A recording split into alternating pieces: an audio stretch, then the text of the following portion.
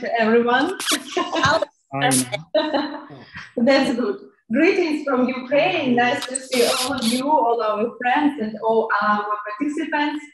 So, dear ladies and gentlemen, hope that everybody hearing me. And please, if it is possible, please note plus in the chat if you're here and see me, please. Because I see a lot of participations, but not all of them, I think, hear me. If it is possible. Thanks. Thanks a lot. I see your messages. So let's start. My name is Peter. I'm going to lead through today's meeting. We are so pleased to welcome all of you in our first online conference. We are grateful for your attention and interest in showing to our Volyn deposits in Ukraine. I remind you that the theme of our today's conference is Pegmatites of Volyn deposit. As you know, Volyn deposit is one of the most well-known and well-studied precious gem deposits in the world. You know that we mined more than 100 minerals, but the most famous, and I think most of you knew about that is our unique and huge crystals of quartz marble, smoky quartz, white color topaz, wine topaz, and of course, our famous beryls. And we have dreamed to bring people together who are interested in our Volyn deposit, and they want to research and know a lot about our deposit. So we are so glad to see today participants from different places, from Europe, from USA, from Canada, from Russians, greeting to you from Ukraine.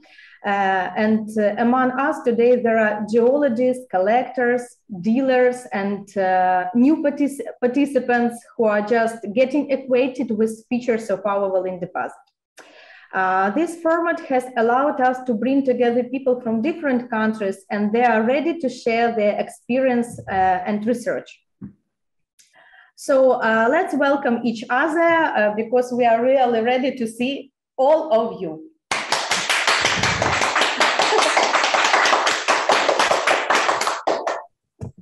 Let's come back. We wish all participations of our conference fruitful work, creative and productive discussion. So we hope that it will be really interesting for you, and we will be able to create conditions for constructive dialogue and exchange of experience. And please, all questions which you will have to our speakers, you can ask after their speech, or you can write in a message. So after that, let me declare our conference open. So let's welcome again each other.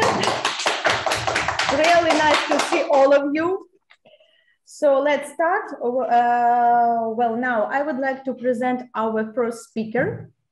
I think that most of you knew him. He is a really famous geologist, our local hero. He studied and worked in our deposit more than 20 years. So he has a really big practice. Person who will make you wonder always, and geologists that never lose their luster. So welcome our friend and really one of the best specialists of pegmatites, especially in Volyn deposit, Всеволод Черноусенко, with his son Alexander. They will start our conference. We want to thank you, Ina, for the beginning of conference, and we'll start our introduction to the Volyn deposit. My father is a chief geologist of Volyn deposit, and he will start it. Здравствуйте. В моем сегодня докладе будет мне активно помогать Александр, юный геолог, который на Волыни уже с 2012 года. И как бы начну свой доклад, наверное, кратко об истории нашего месторождения. Я думаю, предоставлю об этом рассказать Александра.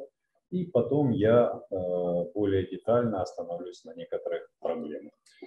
So, I'm Alexander. I'm a young geologist. I'm working in the mine from 2012 year, and I will start the introduction of the history of Volyn deposit, and after that, my father will continue about most interesting questions.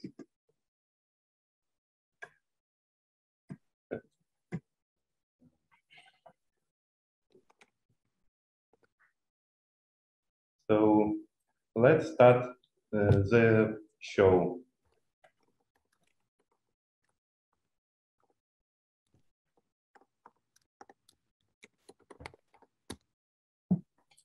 So the Volyn deposit was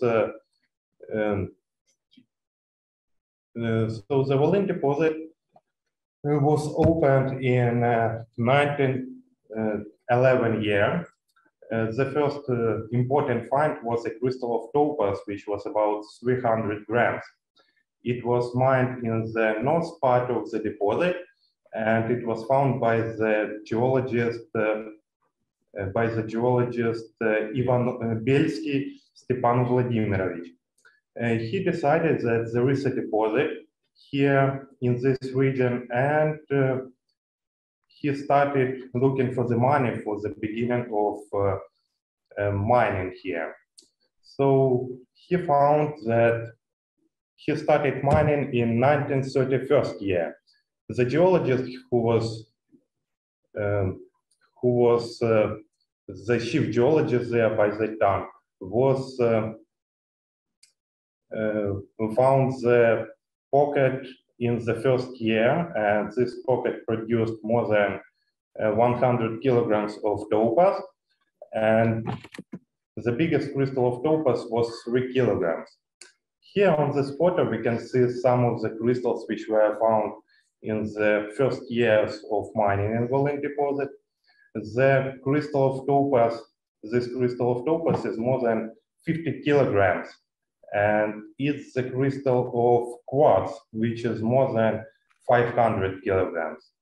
So till the 1935 year of mining in Volyn deposit, all the production was, all the mining was done to look for the topaz for the selling to the British banks. And just after 1935 year, in Soviet Union, they began to produce piezo quartz for the war industry. And from that time, the big open pits and the big production was started in Volyn deposit. So here we can see some mining on the placer. It's a photo of 1952 year. It was a big placer with a big amount of quartz, more than 20 tons of morion. Yeah, and till the first years, until the 1970 year, all the production was made in open pits, and they were looking for the kaolin pegmatites and for the places of morion. So in 1972 year, the first mine was built in our deposit. Here we can see the mine number 2. This mine have 2 levels. The first level is on the depth of 60 meters. The second level is on the depth of 100 meters. And there were built 3 mines, and each mine has 2 levels. All the length of the tunnels in our deposit is about 42 kilometers, and each mine opens more than 100 pegmatites. More than 150 pegmatites, my father said. So here we can see the map showing the tunnels of the mines. Here we can also, in this map, we can see the central part of the deposit, where the 6th and 2nd mine are located. Actually, the 2nd mine is, the 2nd and the 6th mine are the most interesting for the beryl mineralization because in this mine there were opened a lot of beryl pockets. Actually, in the mine number 2, the mine number 2 situated right here. There are 2 pockets in the mine number 2 with beryl, and one of them is the biggest one in all deposits. The number of the pocket is 5 to 1, 521st pegmatite. It produced more than 2 tons of beryl, and the other pocket in the second mine is number 445, and it produced more than 100 kilograms. And on the 6th mine, which is located right here, there are about 5 beryl pockets, but the production from them is not big, but some of the most beautiful crystals were mined there.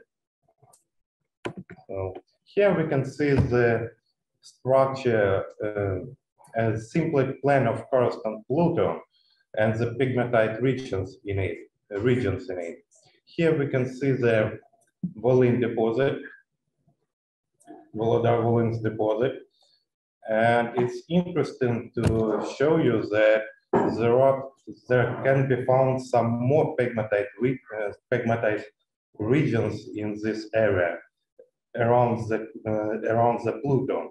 The Pluton is made by the labradorite and other rocks, and the pegmatites are located in the contact between the labradorites and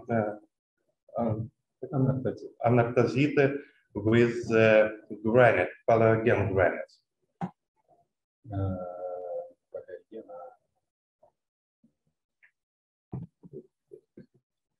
So here we can see the 1.5 kilogram heliodor crystal, which was mined in a pegmatite 5 to 1, about which I have said before. It's the last one big crystal which was mined here in the deposit, and it's the biggest one for the past 10 years. Here we can see some production of topaz and different shapes of topaz. And it's interesting to see that in Adunchelon type of topaz, the color is blue one and bicolored one. This crystal is more than 300 kilograms, and it's the biggest crystal in all Volyn deposit. And here we can see one beautiful crystal, which was mined on the second mine in the pocket number 394. And it has a wine color, and it's the usual color for the Ilmensky type of topaz. Some crystals of quartz which were mined in the second mine and in the third mine. So now I'll give my father to speak with you about the most interesting things in Volyn deposit.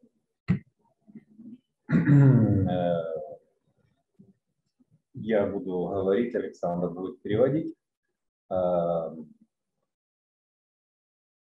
За время работы нашего месторождения был накоплен очень большой материал по расположению и минералам на Волынском месторождении.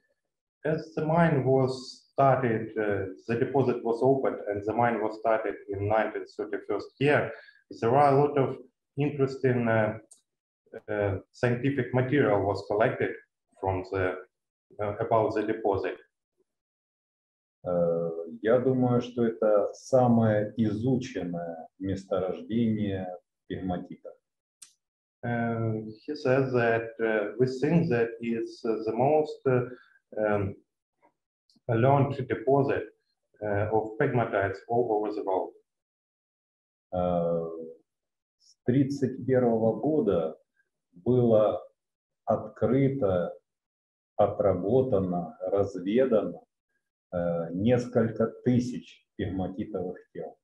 From the first time of mining in 1931st year, there were opened thousands of pegmatites and thousands of pockets in them. Двух похожих друг на друга пегматитов на Волыни найдено не было. All the pegmatites are individual, and we haven't seen any similar pegmatites.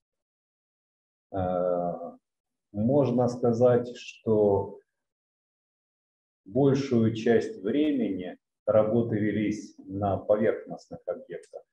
For the most time of mining, the works were done on the surface of the igneous rocks, in the kaolin of igneous rocks, mining for pegmatites in the surface and placers of minerals. И только в конце 60-х and just in the end of 60s, some tunnels have done, and it opened us the opportunity to see not destroyed pockets and pegmatites, just like there in the igneous rocks. Большинство научных работ, связанных с месторождением, было проведено в период с 51 по 71 год. Almost all the scientific material which we have collected was collected from 1951st year till nowadays. Наиболее полное научное исследование было опубликовано в книжке совместных авторов под редакцией Лазаренко «Минералогия и анализ камерных». The biggest, the most informative book about the Volyn deposit was written by publication под редакцией академика. After the redaction of academic Lazarenko by publication and other scientifics. And it's the most informative book about Volyn deposit. Она была выпущена в 1973. It was written in 1973 year.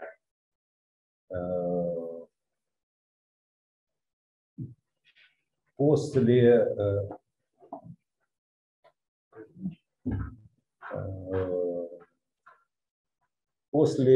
этого периода, как раз время работы в подземных, в шахтных выработках, данные не опубликовывались и зачастую не изучались.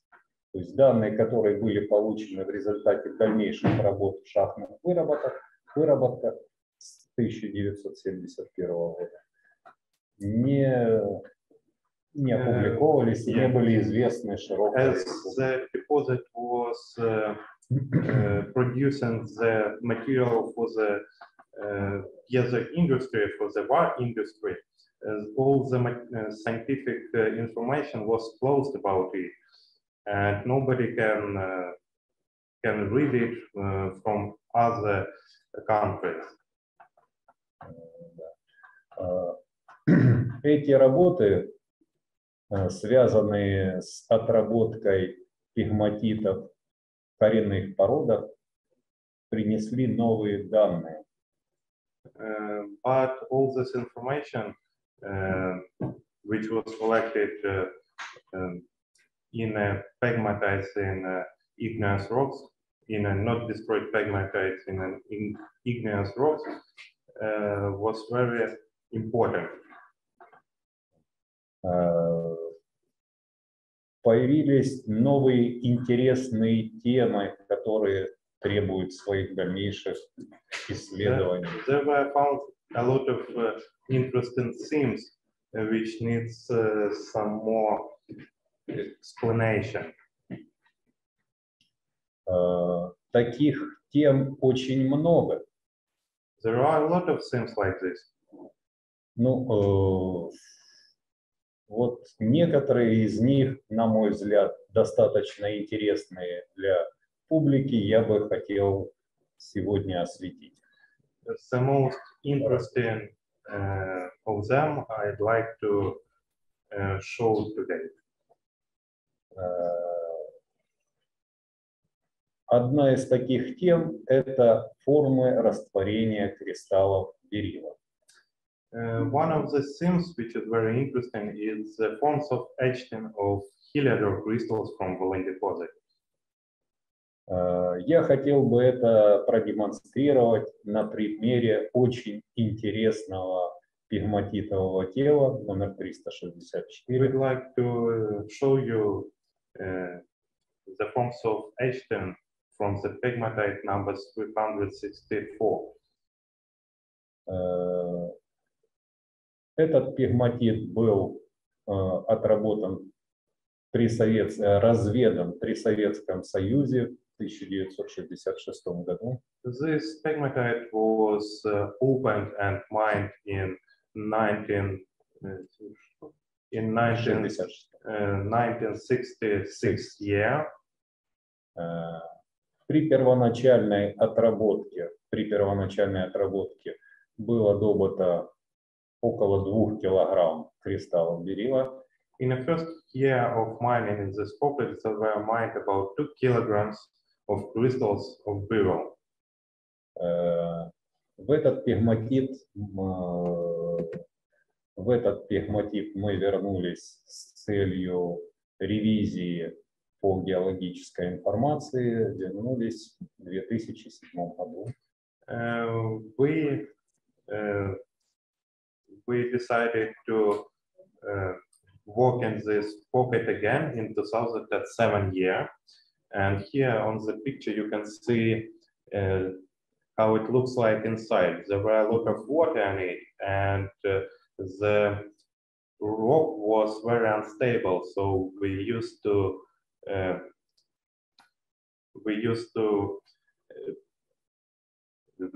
do it more safely. Like here you can see. Можно вернуться назад. Вот я бы хотел показать пегматитовое тело расположения. Данные о строении пегматитового тела были получены путем бурения, алмазным бурением с отбором керна, скважин с поверхности Земли. Это вот план.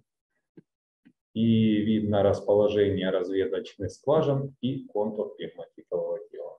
The pocket was opened by the pegmatite number 364 was opened by the surface drilling, and the wells of this drilling gave the first information about this pegmatite. And here on the plan you can see the form of this pegmatite.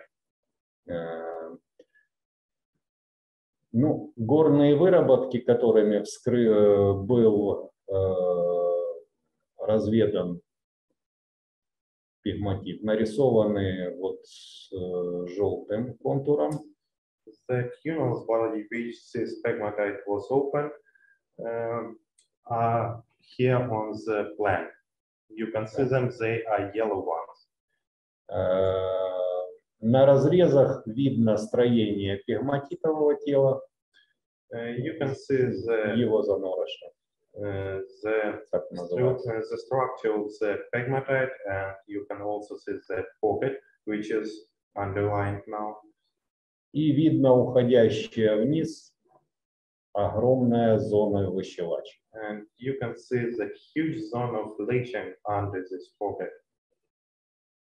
К сожалению, формат конференции не позволяет задержаться на таких интересных вещах, как зона выщелачивания, зона занорыша. Unfortunately, we can't do our presentation too long, so we can't discuss for a lot of time the leaching zone and the pocket zone. Но объект интересен наличием в нем берилла. Когда мы вошли в занорыш, увидели следующую картину. Когда мы вошли в этот пегматит, то вот столкнулись с большими трудностями. So what this pocket is, this pegmatite and pocket inside of it is interesting because it contains some beryls inside of it.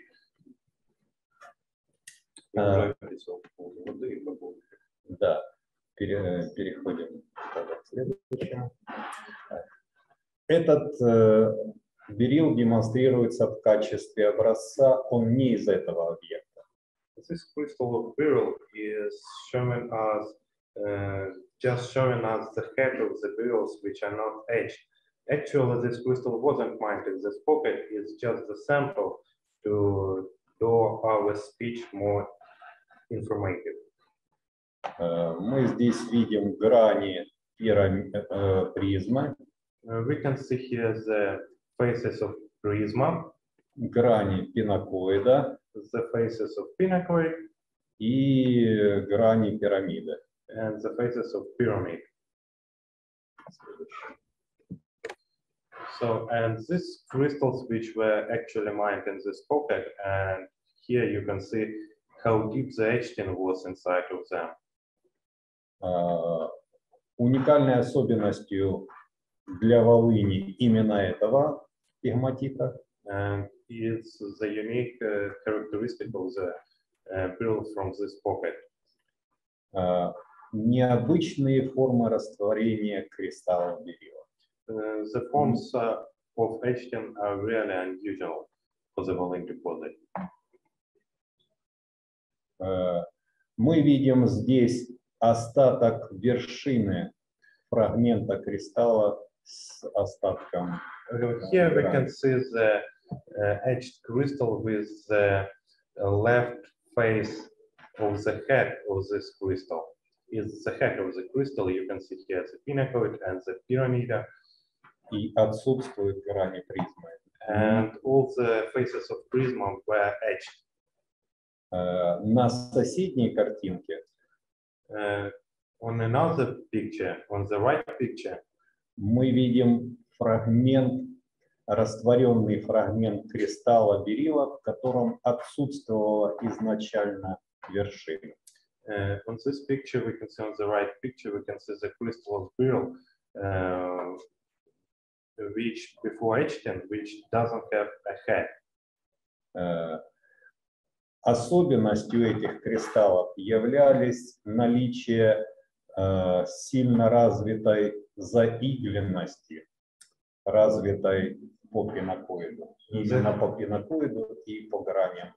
The also important characteristic of crystals of beryl from this pocket is the appearance of a big amount of small holes of etching in the pinacoid of the crystal and in the pyramid of the crystal. Это предыдущий кристалл, где видно остатки грани пирамиды, пинакоида и дальнейшее развитие растворения. It's the same crystal as from the last picture, and but from another side. And here we can see also the pyramids and pinacoids parts, but there aren't any prisma faces. Надо сказать, что этот кристалл был найден внутри большой размером около метра псевдоморфозы. It's interesting that this crystal was mined in a big pseudomorphose. The pseudomorphose was of mineralogic, kaolin, and moscovite. Pseudomorphose after beryl crystal, and it was just a nodule which have left in a big pseudomorphose which was more than 1 meter in long.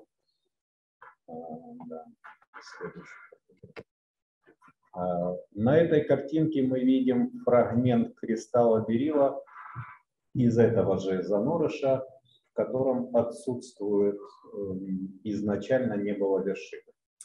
On this picture we can also see that there is no, that the crystal before etched and didn't have any head. Мы видим отсутствие вот игл в этом кристалле. Also, the important characteristic of pearls from this pocket was that the crystal didn't have any small gas water inclusions, which we call snow in our deposit. Необычным является форма растворения этого кристалла. It's unusual forms of etching of this crystal. It's even unusual for this pocket. Среди большого количества добытого берила это является характерной особенностью для кристаллов, у которых не было изначально вершины. It shows us the usual form of etching of the crystal which didn't have a head before the etching.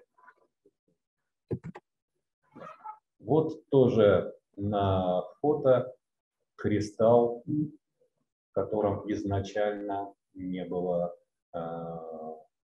вершины. Мы видим также выделение. In this photo, we can also see the crystal which didn't have a head before the etching have started.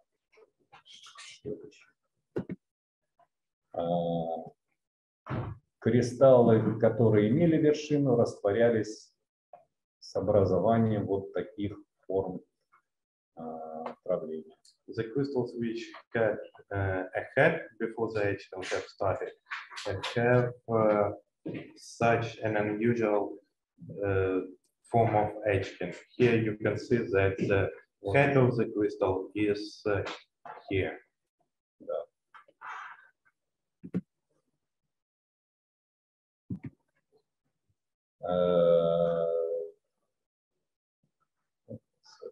Сейчас мы вернемся к картинке. We'll continue our presentation.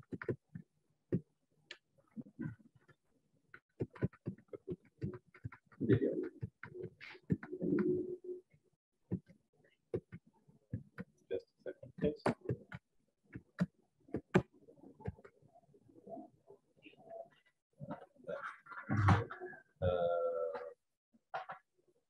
Эта особенность растворения таким образом кристаллов берила является характерной только для одного пегматитового тела. It's a usual form of etching just for one pocket all over the Volyn deposit. Можно ли вернуться к карте?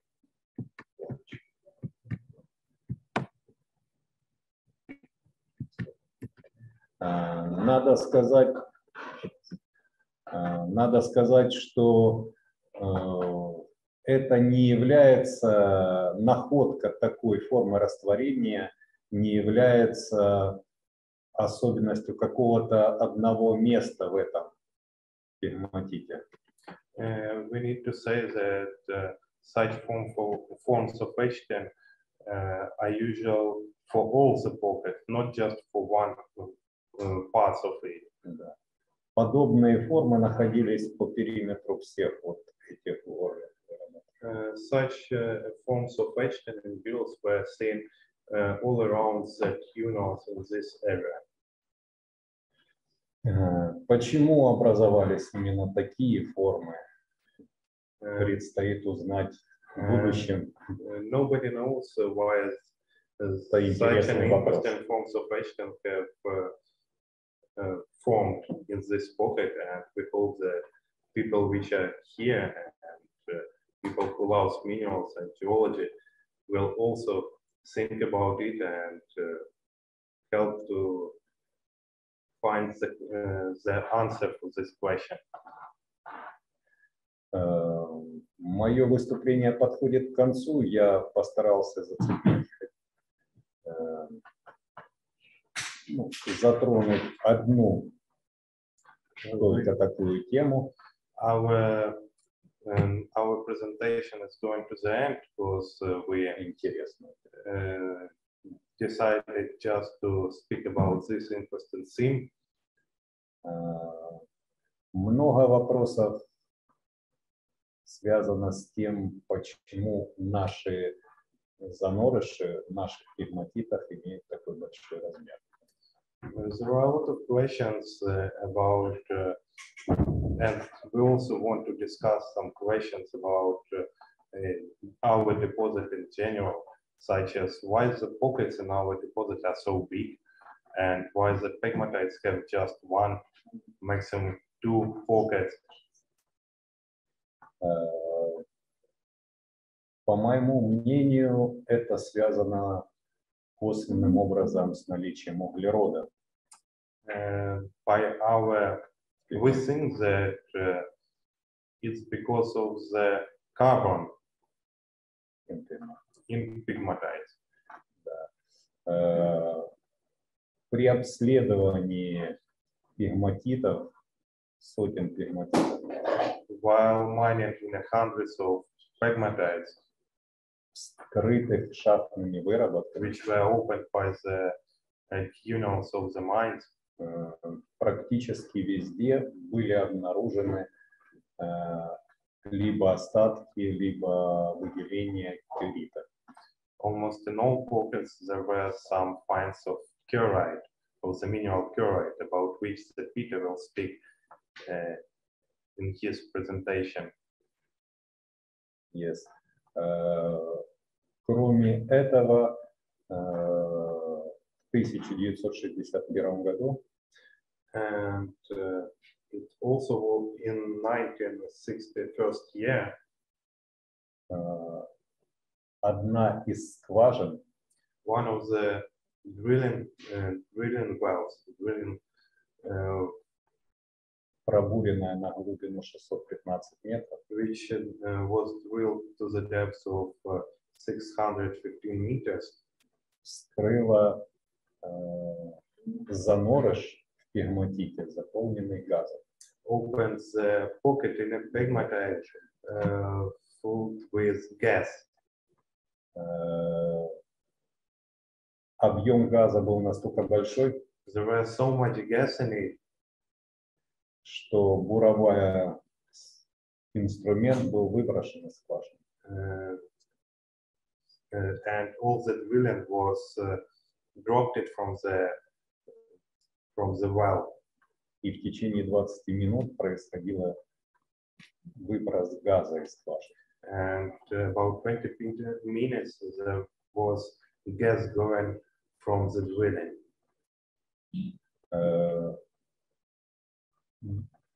Свидетели, люди чувствовали запах яиц. The people who were doing the drilling smelled some old eggs.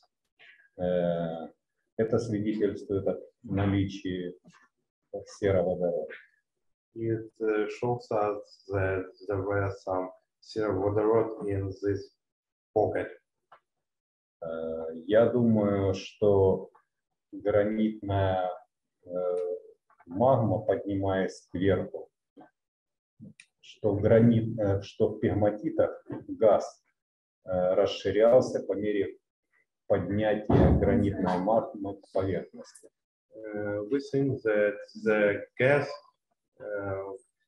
was gone to the pocket while the magma was going from the lower part of the earth. Таким образом, размер занорышей в пегматиты связаны с заполнением их углеводородными газами. So we think that the sizes of the pockets are such big because of some carbon gas inside of them. Это только некоторые из множества интересных тем. Just the beginning of the presentation about the Volyn deposit, and we hope that the other speakers will open a lot of interesting information about it.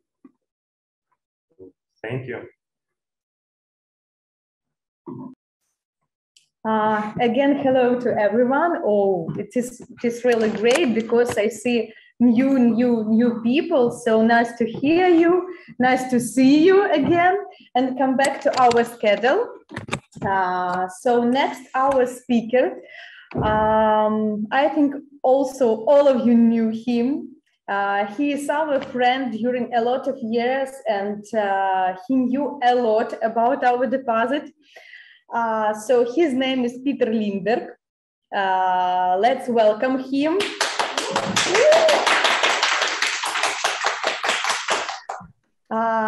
Peter Lyckberg, National Museum of National History. So Peter really knew a lot about our deposit because during 36 years he studied pegmatites and he visited different countries. He was in USA, he was in Brazil, in Namibia, and in different places. And during all this time, he studied pegmatites.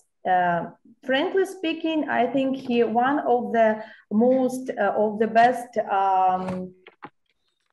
people who really studied and researched our deposit during a lot of years, and he visited us.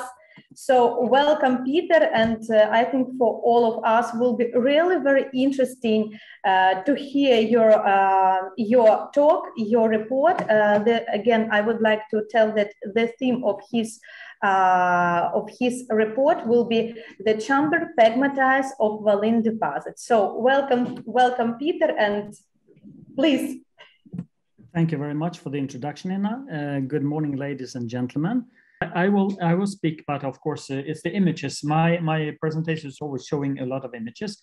Anyway, Vsevolod and Alexander already introduced us to some of the history of the western endocontact of Rapaki, the granites of the Coruscant Pluton, 1.7 billion years old. So those are some of the oldest gem-carrying pegmatites in the world, together with those in Finland, which are also in Rapaki granites. The difference is that in Volyn, you see on the western side, most pegmatites were mined, but they also occur in the south, probably in the north. Of course, the granite is weathered, so you have a cover of 10 to 40 meters of clay, residual clay. And most of the mining in the early days was from former pegmatites that had weather, where the center of the pockets with quartz and topaz beryl were left still in situ in the clay, and all the feldspars and micas of the granites weathered away. So I only participated in the mining since 1995. I had some old historical pictures. We will probably skip them. And Professor Simmons joined me on my first trip to Voldas in 1995 after having traveled 1 month in Siberia and Urals, so 1 month of pegmatites in Eastern Europe and Siberia. So, of course, it's a very, very special deposit. When I came the first time, I wonder how in the world did they find everything? And then later I was told that it was by core drilling. So core drilling, of course, the main activities was probably later 60s, 70s, 80s. So piezo quartz was needed for industrial purposes and military purposes. And something like 75% of all the piezo quartz in Soviet time was mined from here. There were 1,500 pegmatites mined in Kazakhstan as well, and plenty of hydrothermal quartz veins in the Urals, in South Urals, in Polar Urals. So an enormous intensity of mining for piezo quartz. And at the time, you would get imprisoned if you would steal a piece of piezo quartz, because this was supposed to be, or at the time, strategic material, while topaz and beryl was not important at all for the mining. And it was given away to visiting geologists. Now, not too many geologists were allowed. In principle, you were only allowed to visit down in the mine if you had some real business there, if you were involved as to help in the mining efforts.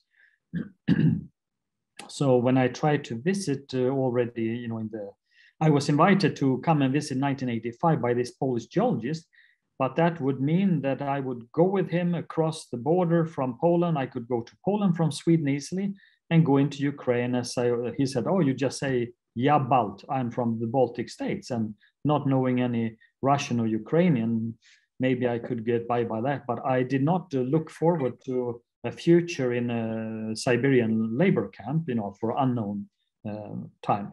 So I waited 10 years and I managed to get in contact with a gemologist in Kiev, and later he gave me the address to the to the director of the Kvarts Samosvetny.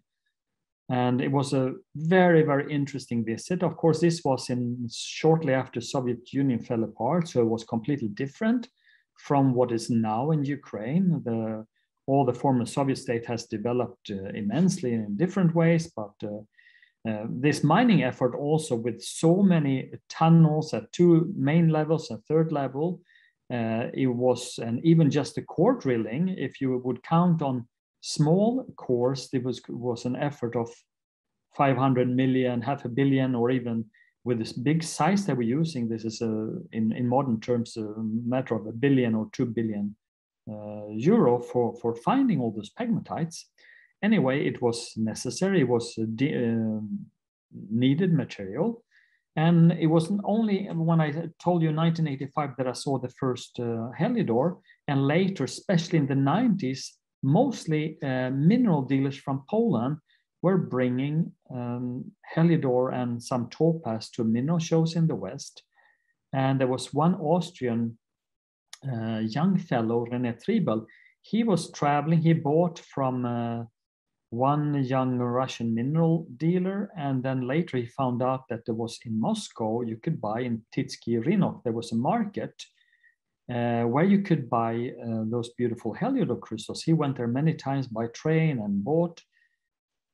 And I did not visit Soviet Union or Russia more. I only managed to get to St. Petersburg one time in '86, but I was not, unfortunately, in Kiev. Anyway, I will now, if we can get any images, I will show you, and I will tell you some of the experiences 1995. And I've been following the mining. I've seen a lot. I've seen hundreds of pockets in several of the shafts.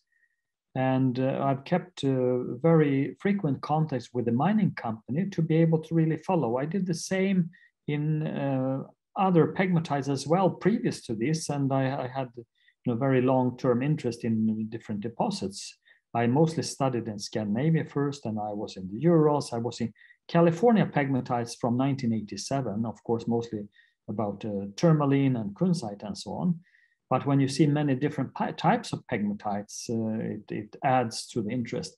And we haven't said yet, but the Volyn chamber pegmatites are really, really special in that they have crystallized within the granites, probably within the mother granite. We will hear later about the geology of the whole Korostin Pluton and the granitoids. And I started before saying that the chamber pegmatites themselves, they're located along the edges of the granite intrusion. Now, that means that probably was eroded a bit, because for surely there was some towards the apex, the upper part also, and that's what you see in Finland in the Viborg Massive. Most of the pegmatites that we found so far are more in the center of the granite, so weathering is not as deep as in Volyn, is my interpretation. Now, it's not necessarily so that you would have an equal spread of pegmatites along the roof zone and all along the edges. Of course, we know many where you haven't found, but whether it's only due to erosion or not, we cannot be completely sure. But anyway, I'm looking at some of my images here. I had plenty of historical images. I had many images from pockets. And the largest topaz in the oldest was, well, there were several over 100 kilo found. One is in Moscow State University. This geological collection has a lot of ore sample, doesn't have much of mineral specimen, but there's one giant topaz crystal exhibited there. And then in 2013, this giant topaz, which you saw Alexander behind, 76 centimeter diameter and 325 kilo in weight, is the largest bicolor topaz that I know of.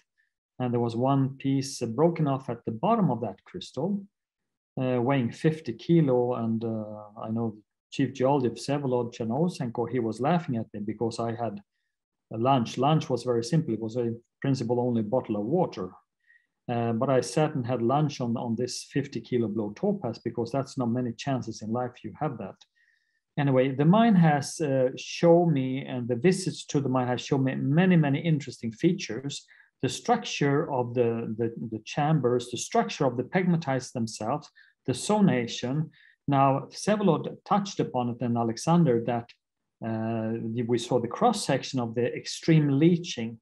So all of these pegmatites, in principle, there is just a couple that are untouched by heavy leaching. There was a secondary, after the crystal formation, there was a leaching of the bottom. So the quartz was leached out and recrystallized in the ceiling. And of course, later, many have collapsed, the quartz crystals, giant quartz crystals, up to 10 ton. Now, normally there's some to a few hundred kilo, and some pockets had a couple of crystals, so 3 ton, 5 ton, and so on. And when it comes to piezo quartz, it's the piezo quality is only termination, which means that many of those huge, beautiful crystals in the old days, they were broken off just to take the non-twin parts at the termination. Now, for us who are interested in the geology, we like to see the complete crystals, and the morphology of the quartz in Volyn is also very interesting. They're even Japanese law twins, and they're left-handed, right-handed, Brazilian law twins, Tessiner habitus, and so on. Now, Vsevolod touched upon the hydrocarbons, and I described, in fact, I found already in 1970s a hydrocarbon pegmatite in Sweden, which I compare. There, the hydrocarbons are solid. Still, they're in the graphic structure around the pockets. There are small chunks in the pockets. I wrote a paper in the ZVMO, the Russian Mineralogical Society. I did that study and research in 1997. I think it was published in 2001. So I've been speaking about, well, hydrocarbon pegmatites for 30 years. And in fact, one time when I went to Ukraine, my intention was to find chlorite. And I spoke with Vsevolod, we have to find chlorite in other places. And Vsevolod, he had observed small, minute black. And when I went there, we did find chlorite that very first time I intended to do so. And then later in many pockets, of course, Vsevolod, he have seen much more than I. I can visit for a few days every month if I'm lucky. Right now, it's been hard. I have not been for a year. I flew out in March 2020, the last time, for a weekend visit. And the border closed down for 3 months, a few hours after I left. So sometimes I managed to visit many days. But the cooperation has been fantastic and allowed me to document, and I strongly urge Vsevolod to photograph and document pockets, and he has done a terrific job. And it's not only about documenting, because it is to observe, to be very observant. And that is needed, of course, to find the material that the mining company wants to find. But also for the scientific studies, you need to be extremely observant and to find beryl or topaz. You may spend 1 month in a pocket where there is beryl topaz without finding it if you're not really observant and looking at the right places. Very good. So I hope everybody else can do that as well. Then I will go here. Here is the Karsten. Then I will, because we already spent quite some time here.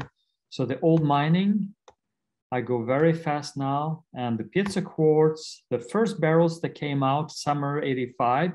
I saw a much bigger one, the summer 85. This is Skip Simmons' photograph on our first visit. And this is the first topaz pocket I saw underground in 95, bicolor topaz, a giant Tellidor. And here's the clay overburden, digging in the clay, trying to find. I will go very fast now. And here it's very harsh conditions. I must say it was a state run for most of the time. Then it became partly privately run, and I think it's completely privately run now.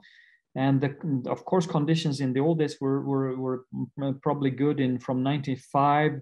The mining effort was really down, so there was not much pumping of oxygen, and only the last decade has been again pumping oxygen, so there's enough air. Only in winter you could work reasonably. In the summers, very hard.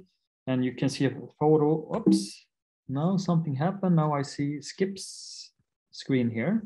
So anyway, you can see my face is very red. And there was strip search. Every little crystal was put in a safety box, taken out of the mine and strip search everybody. Was this completely okay, of course.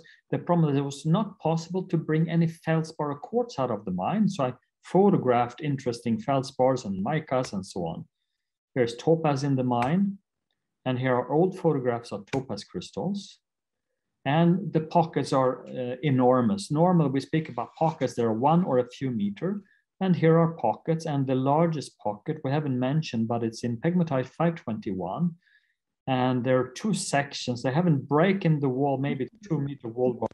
This is a small corner of the giant pocket 521, which is in fact about 85 meters. That's enormous pocket, 15-20 meters to the ceiling. Level difference, we estimate at least 25 meters, but it hasn't been dug out because you can imagine such a giant chamber at almost 100-meter depth that there's some stability. So you need to backfill and move. And anyway, here is in one pocket that Chevlo spoke about before, where this deep etching was on the barrels. Here is a big barrel in situ. And here it is, the leach zone reached 36 meters. And the gem barrels were just under the floor, and the oldest they haven't mined them. Okay, I jumped this one. Here's the big topaz in Moscow State University, big heliodors, and the museum in Volodyarsk. And here are examples of the best. So now you see the chamber. You can see that there's a quartz core above the chamber. And main key here is that they're giant. Here's a giant pocket working in pegmatite 521. Here is a chamber that hasn't been opened. You can see the structure. Here's the leach zone under the albatization under the pocket. Here's the detail of the contact of the leach zone. Giant crystals fallen down. And here's a 1.4 meter crystal that took about a week for 40 men to bring out of the mine. Here is a beautiful area of Khoroshev. And this granite intrusion is, in fact, you have to go a little uphill so you notice the geological structure when you come there. Here's a heated and non-heated heliodor. And some pockets, they're very different shaped pockets. We haven't fully described this yet, but here's a big topaz pocket. Here's another pocket. It was one topaz pocket like this, like a shaft down, another one, not only quartz. Here's a big smoky quartz left in the pocket, and you can see the oxygen was like working at 5,000 meters. A few tiny barrels are gathered on the floor in that pocket. And here's the first time that we could document barrel in situ, okay? The albite floor was leached away, but we could, by looking at the geology, find the barrel in situ. So those are the first images from barrel in situ in this mine. Here was a broken crystal, and here is a 15-meter high topaz pocket. I worked there during many visits to try to find some special small things just to analyze. Just some tiny samples. I took some cross sections of the pegmatite. Now we come to tests, and you need to see here. How do you dig this pocket? Of course, you need to be very, very careful digging a pocket, not to destroy it. So here you would dig with your hands, everything loose. If you can see my pointer up to how to dig almost, there's a hard part of the pegmatite, and then we come into the pocket zone. So you would, if you would start working here, you see the big, almost vertical smoky quartz. If you start working 7-8 centimeters from that, you would have hit this topaz crystal. That's a 29 kilo topaz that later, unfortunately, broke in a section because it was put in a bucket with water to clean it. But you cannot do that because there's so many gas and fluid inclusions that if you do that with specimens, they really risk of shattering. So here is before it was put in a bucket, and a smoky from the same. And here are a couple of pictures. I show this one, and here is a topaz pocket. We found some fantastic things here. It was the first time we found what I've been dreaming of, to find the minerals really in situ. Here is an old topaz crystal fracture. Here is a big wall with topaz crystals that makes it hard to take them out without destroying. And here is a piece of a boulder that's now in the mining company with one topaz very nicely. And here is Sevlod. And here I'm carrying out a part of this topaz, and it's now preserved at the mining company. And the specimen that came out from this pocket were here. One of the geologists, he called it Peter's dream pocket because I had been dreaming to find such a pocket in situ. Here is another pocket where everything is, the former topaz is now chloratized. So you can see here with molybdenite, tiny, tiny bits of topaz just inside. And we saw a few larger pieces. Now around the pockets, what is interesting from mineralogical viewpoint, that they're fracture zone around, and you can have a variety of minerals. You can have siderite, you can have goethite, okay, it's a group of minerals, you can have fluorite and so on around the pocket. And here was one pocket that was in fact, they mined up to a pegmatite right next to us, and this pocket had only calcite and fluorite. So there was not feldspars, quartzes, and so on. Okay, here is just showing some of the mining conditions. Here is having lunch in the town. I had many times lunch in the mine. And of course, open pit mining. There was an effort a few years ago with nice smoky quartz here with a big barrel, and the team are happy. Of course, the non-transparent barrel doesn't pay for mining. One thing I haven't said, mining is extremely expensive. So the sad thing is both with governments to allow and all kinds of people, they think that gemstone mining is where you make a lot of money quickly. No, it is not at all. If you want to make a lot of money every day, every week, every month, every year for a long time, you just mine granite, you crush it for road or concrete. That's where you make money, or mine a metal. Mining gemstone takes huge input of money. And when you find something, you find a pocket, wow, 100 kilo topaz. It costs you so much that you're very lucky if you recover your money. So it's only brave people who do mining. Here's the best chief of security of any mine. He's a very, very serious guy, and you can see how he's checking out this smoky quartz. I love this photo I made. In fact, I was filming him and I took snapshots while I was filming. So here is unique bicolor topaz from the open pit, and this is what one looks like with fluorite inclusions. Now, I don't go into detail, but it's very interesting mineralogy if we look into the inclusions as well. Here is one of those etched barrels and topaz. And here is by Albert Russ, master photographer. And I'll show you a few of the cut stones from the mine also. Here is a cut stone with fluorite inclusions. And here's more from the giant pocket, just for you to have a little idea how big it is. And the two miners to the left here, they're still working at the mine. And there are 2 of 5 men who found 900 kilo of gem heliodor during 5 days in Pegmatite 521 in 1992. So there are some of the heroes who rescued some of these heliodors. And here is the crystal to the right you saw already, and the left as well. And here is another crystal. Those are the 3 best big crystals ever found in heliodor. To the right is a beautiful heliodor. And here is a shaft with topaz. Here is a cross section my son helped me draw, just so you can see the shape of that topaz pocket.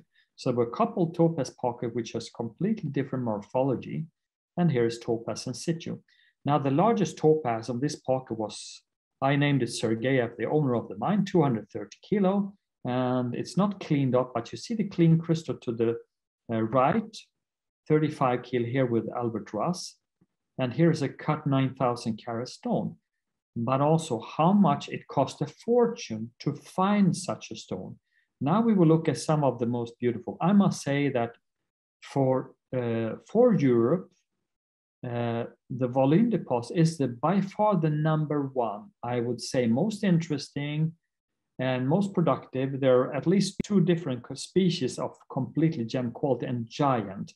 So it's a unique deposit. In Finland, we found some fantastic heliodor, and in some quarries we found some topaz in different quarries, but this is one deposit nearby with all these natural colors of barrels and the topaz, barrel up to the left, down to the right. And look at the colors. Here, the color zonation of topaz, natural blue topaz, and here is a bicolored. In fact, it's unique in the world to have such strong color. And of course, it's because they're so old. And the orangey cognac colors induced by radiation. And here is from the giant pocket. And here is a find that one of our in the audience, Professor Axel Müller at the University of Oslo, Museum of Natural History, he was with me a couple of years ago, and 10 minutes after we went to the mine, this incredible crystal was found. I will just show you a couple of the other minerals. We come to Kurite that was found. This is Michael Label photograph. And there's some in Vernadsky Museum. They're in Kiev also. Here's by Dr. John Jazak, Kurite with fluorite, a sample that I collected. And his micro, I will come back to that later. And here's by Dr. Simon Filippo here in Museum of Natural History in Luxembourg. We studied some small samples. Now, here is by Brian Swoboda, all natural colors from this deposit. If you're not impressed by this, but imagine also it takes millions of euros of investment to find such things. And it takes a super geologist and good miners. So many years ago, there was one gentleman working for the director of the mine, and he asked me, Peter, is Vsevolod really worth his salary? And I said, I have no idea what he has in salary, but if you pay him the double, I know that he's worth that too. And that is something that tells everything about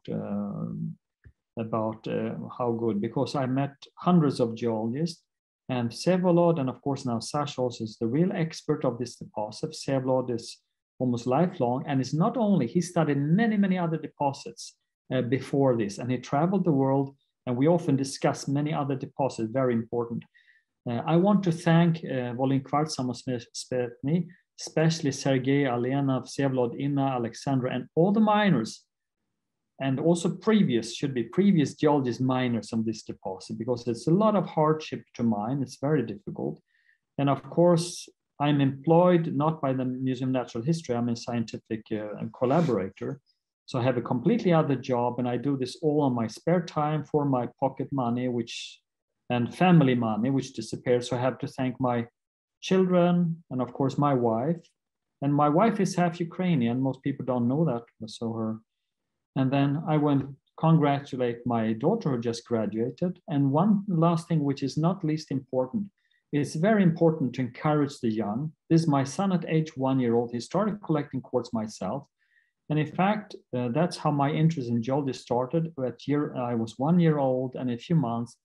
And I started right here where the star is right next to me. In the granite gravel my grandfather brought and put on this gravel road, there was tiny muscovite to a centimeter quartz and feldspar. So thank you very much. I'm sorry I had to do it a little quick. I hope that you could all see the images finally and that it was enough of interest. Thank you very much. Thank you so much, Peter. Thanks, Peter. Thank you. It was interesting to see and to listen to. Any questions? We have a couple of minutes, I think.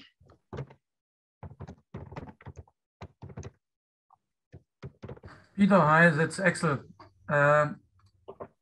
Just a general question, how abundant the fluoride is in the pockets in general? Yes, in general, Vsevolod would be even better, but there are some pockets that had fluoride. I would say there was one which was just a huge calcite and a lot of fluoride. There was a second pocket with a lot of fluoride, and pockets where there's some fluoride as very late stage, but not really that. And of course, in topaz pocket, I would think much of the fluorine is in the topaz. So, but Vsevolod knows better. Maybe Vsevolod and Sasha have some comments to that. Dear Peter, really thanks. Very interesting for us especially. And I would like to ask you what plans you have. Do you have plans to visit Ukraine? Of course. I will come in not too long. That's for sure. Great. Opening up again. It's been a year, so it's great. Nice to see you. You know that we are really happy to see you in Ukraine, in Kyiv. So welcome. Thank you. No more questions. We are a bit early, so maybe I took it too fast. You have amazing presentation, really very beautiful and very interesting. You have so fantastic crystals, and it is really amazing, really amazing. Thanks a lot for your hard work, and these photos very interesting, and I think for people who understand about what we're talking about, it is really great. Thanks a lot. Thank you. Professor Skip Simmons, are you ready already to give you? I think I am. All right, I will give then an introduction to you. So Professor William B. Simmons, he is a professor and professor emeritus of the University of New Orleans. where I got to know him I have to count, it's almost 30 years ago, 28 years ago. And he has been studying pegmatites most of his life, or all of his life. He is now at he's research director at the main Mineral and Gem Museum, which is a rather recent museum up in Maine on the border with New Hampshire. And where they have, I haven't unfortunately not visited yet, but they have a fantastic exhibit and they have good research facilities. And Professor Simmons have described many new minerals. He has studied pegmatites all over the world.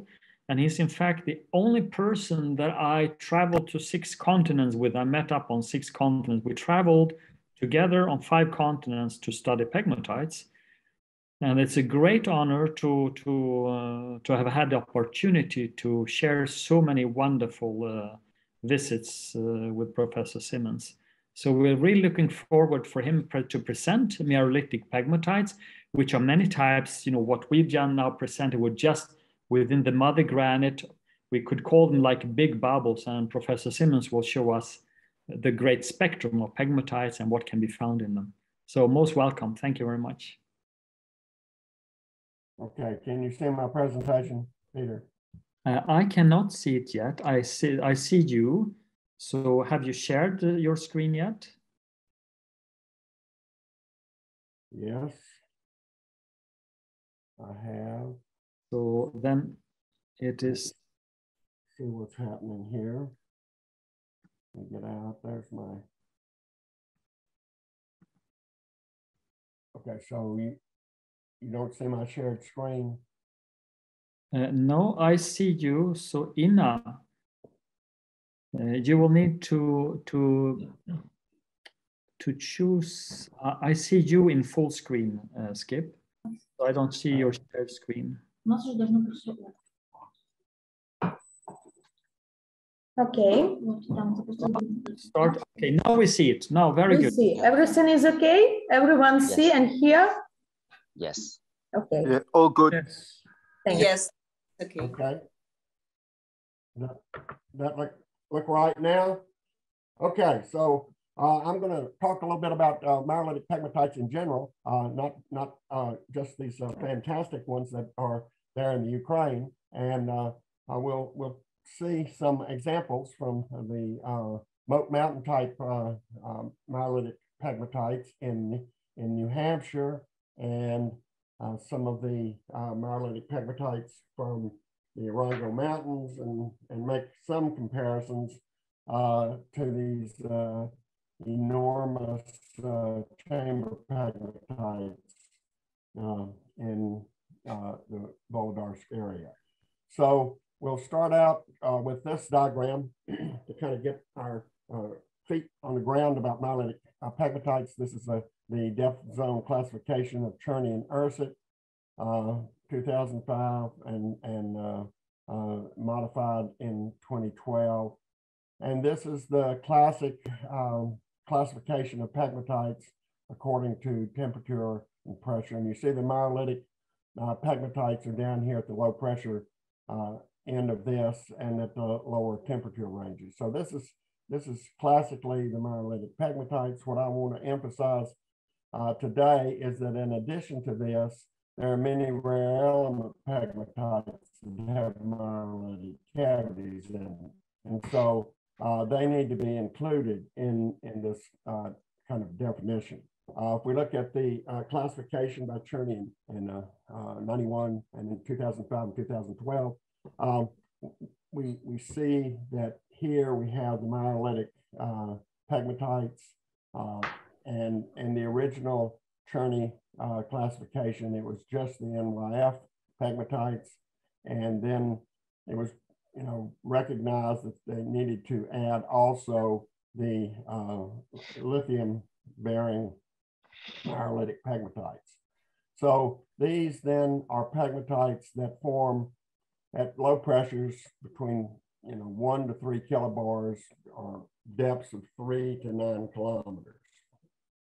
This has been modified by Axel and Mike Wise and I, and part of our paper, our proposal for a new classification of pegmatites, which I'm going to give you a brief preview of, and just going to put them in terms of our new scheme that's coming out soon. This is in press and CanMen right now. And so this classification is based on residual melts from granitic plutons and melts formed by direct products of anataxis, from anataxis. So those are the two main categories. They're grouped into three groups. Group one from residual melt from granitic plutons is related to S-type granites. Group two to A-type granites. Group three to I-type granites. And the mineralogic pegmatites, the ones that I'll be talking about, a few of them today are here in this A-type granite relationship. These are interior pegmatites, are segregations that are forming right in the granite. So there's no question about the relationship of the pegmatites to the host, to the granite. And I'm going to be talking a little bit, giving you a couple of examples from the mountain type pegmatites in New Hampshire and some from the Orongo in Namibia that we've looked at. But in addition to that, I want to include some mineralogic pegmatites that are kind of very different from the ones that we've been looking at and talking about. And I'll mention these LCT type mineralogic pegmatites that are found in. So these pegmatites that I want to include in this talk are the beryllium, lithium, boron pegmatites that are the result of anataxis.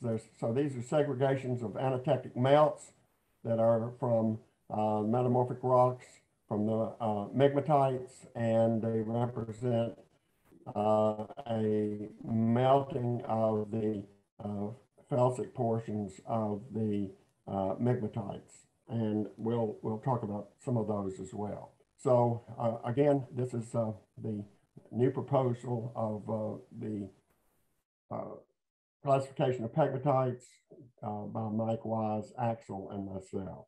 And it's in press. Hopefully you'll be seeing it soon. All right, so now, oops, there we go. So we'll start out with the New Hampshire mineralogic segregation pegmatites. These are related to the White Mountain batholith and some other related intrusions, but a large number of them are related to the White Mountain batholith in New Hampshire. And this is along a failed arm of a triple junction that's related to the breakup of Pangea. And so we have these Jurassic and Cretaceous plutons that were intruded in this area.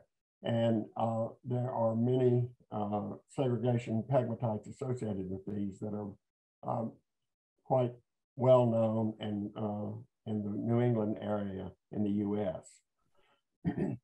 Here's the White Mountain batholith. It's a composite batholith, and it intrudes volcanics. The reds here are volcanics.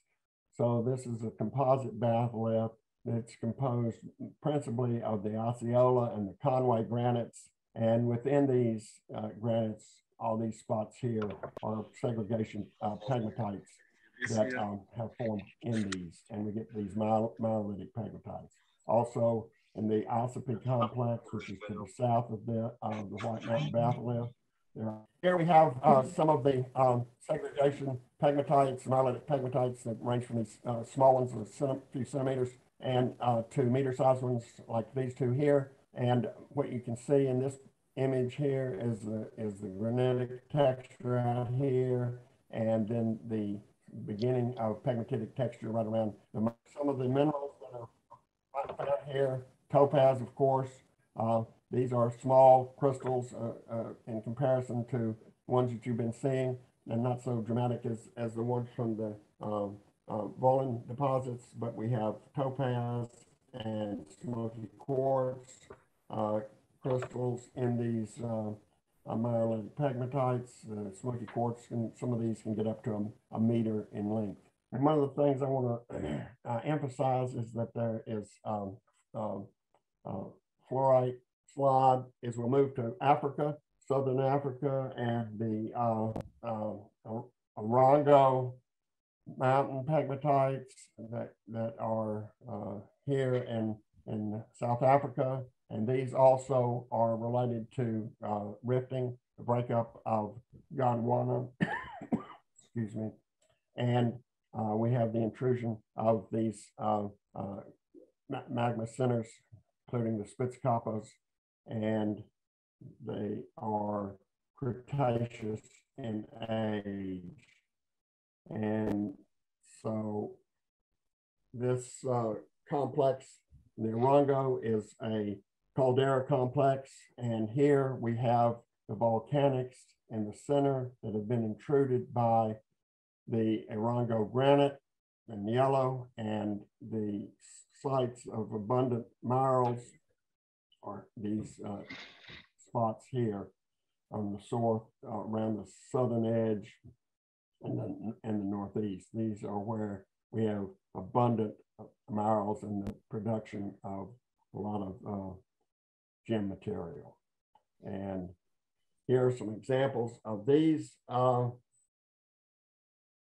mineralogic pegmatites, some that are up to about a meter, and they're smaller ones, but have many like this size, a few that are big enough for a couple of people to get into. Here's Peter in one of the larger mineralogic pegmatites. He was in there. This is a place where Jeremy Avite had been found, and he was in there looking for that. Here you see some of the minerals that are found. We have lots of beautiful aquamarines, although very small in comparison to the chambered pegmatites and minerals. We have topaz as well. What is unusual about the Orongo mountain mineralogic pegmatites is that there's a lot of tourmaline in the form of schorl, lots of beautiful schorl. And that is atypical because in most mineralogic pegmatites, we don't have the boron to produce the schorls. Excuse me. We have proposed that this boron is a result of contamination of these melts when they were passing through the Marne metasediments. And we got the contamination of a lot of boron, which ended up in these final stages in the mineralogic pegmatites. Again, we have fluorite, not abundant, but it's there, and I think it's an important aspect of these pegmatites, showing us that fluorine was an important flux in the formation of these pegmatites. So now I want to kind of shift gears and do something very different, and let's talk about these beryllium, boron, lithium pegmatites that are in Maine and that are mineralitic. So they fall into this category, but they're not the typical what we normally think of when we're talking about mineralogic pegmatites. But I think it's important to put these into that category. Here we're looking at some images of these type of lithium-rich pegmatites in Oxford County, Maine. These images are from Mount Mica. This is the famous Laurel Merrill pocket from 1904. You see Lauren Merrill in there holding a tourmaline crystal. These other images are from the recent mining era that started in about 2004. These are some small pockets in the beginning. They got bigger when our pocket fairy, Frank Parham, is always there to look into these pegmatites. And here he is. Here are some images inside the pockets, the mineralogic pockets in these pegmatites. Here you see the beautiful tourmaline crystals, lepidolite, spodumene, and some of these only contain quartz. These are the tourmalines that are produced from this pegmatite, very famous for 200 years of production from Mount Mica. And we have a new player here in the Havey pegmatite, and it has abundant minerals also, and it's been in production now for about 10 or 12 years, and is producing a lot of minerals. As you can see here are 4 minerals along the wall of the pegmatite, some big enough to get into, to mine. And what they're mining in here are tourmalines like this that are in this altered albite. Here's another pocket that still has tourmaline showing in the bottom. This is a close-up of this showing the beautiful bicolored tourmaline. So these then are the mineralitic LCT type pegmatites. So I don't have all these wonderful photographs of the Ukraine. I've borrowed some of these from Peter, and just to show the scale, the enormous scale of these minerals and these chambered pegmatites, and in the Volodovsk area here, you see several in one pocket and another one giant pocket. You've seen this map before. There are hundreds of pegmatites. This shows just the central area and the distribution of them there. And here is a picture that Sevalov took of the giant chambered number 521 pegmatite. It's measured 15 meters tall, 30 meters long, 25 meters wide, and 2.5 tons of beryl. You've heard about that and seen some of these fantastic crystals that have come from there. This is from Peter Lyckberg's 2009 paper, Figure 38. So when I was there, I was there twice. I was in 1995 with Peter, and then again in 2013.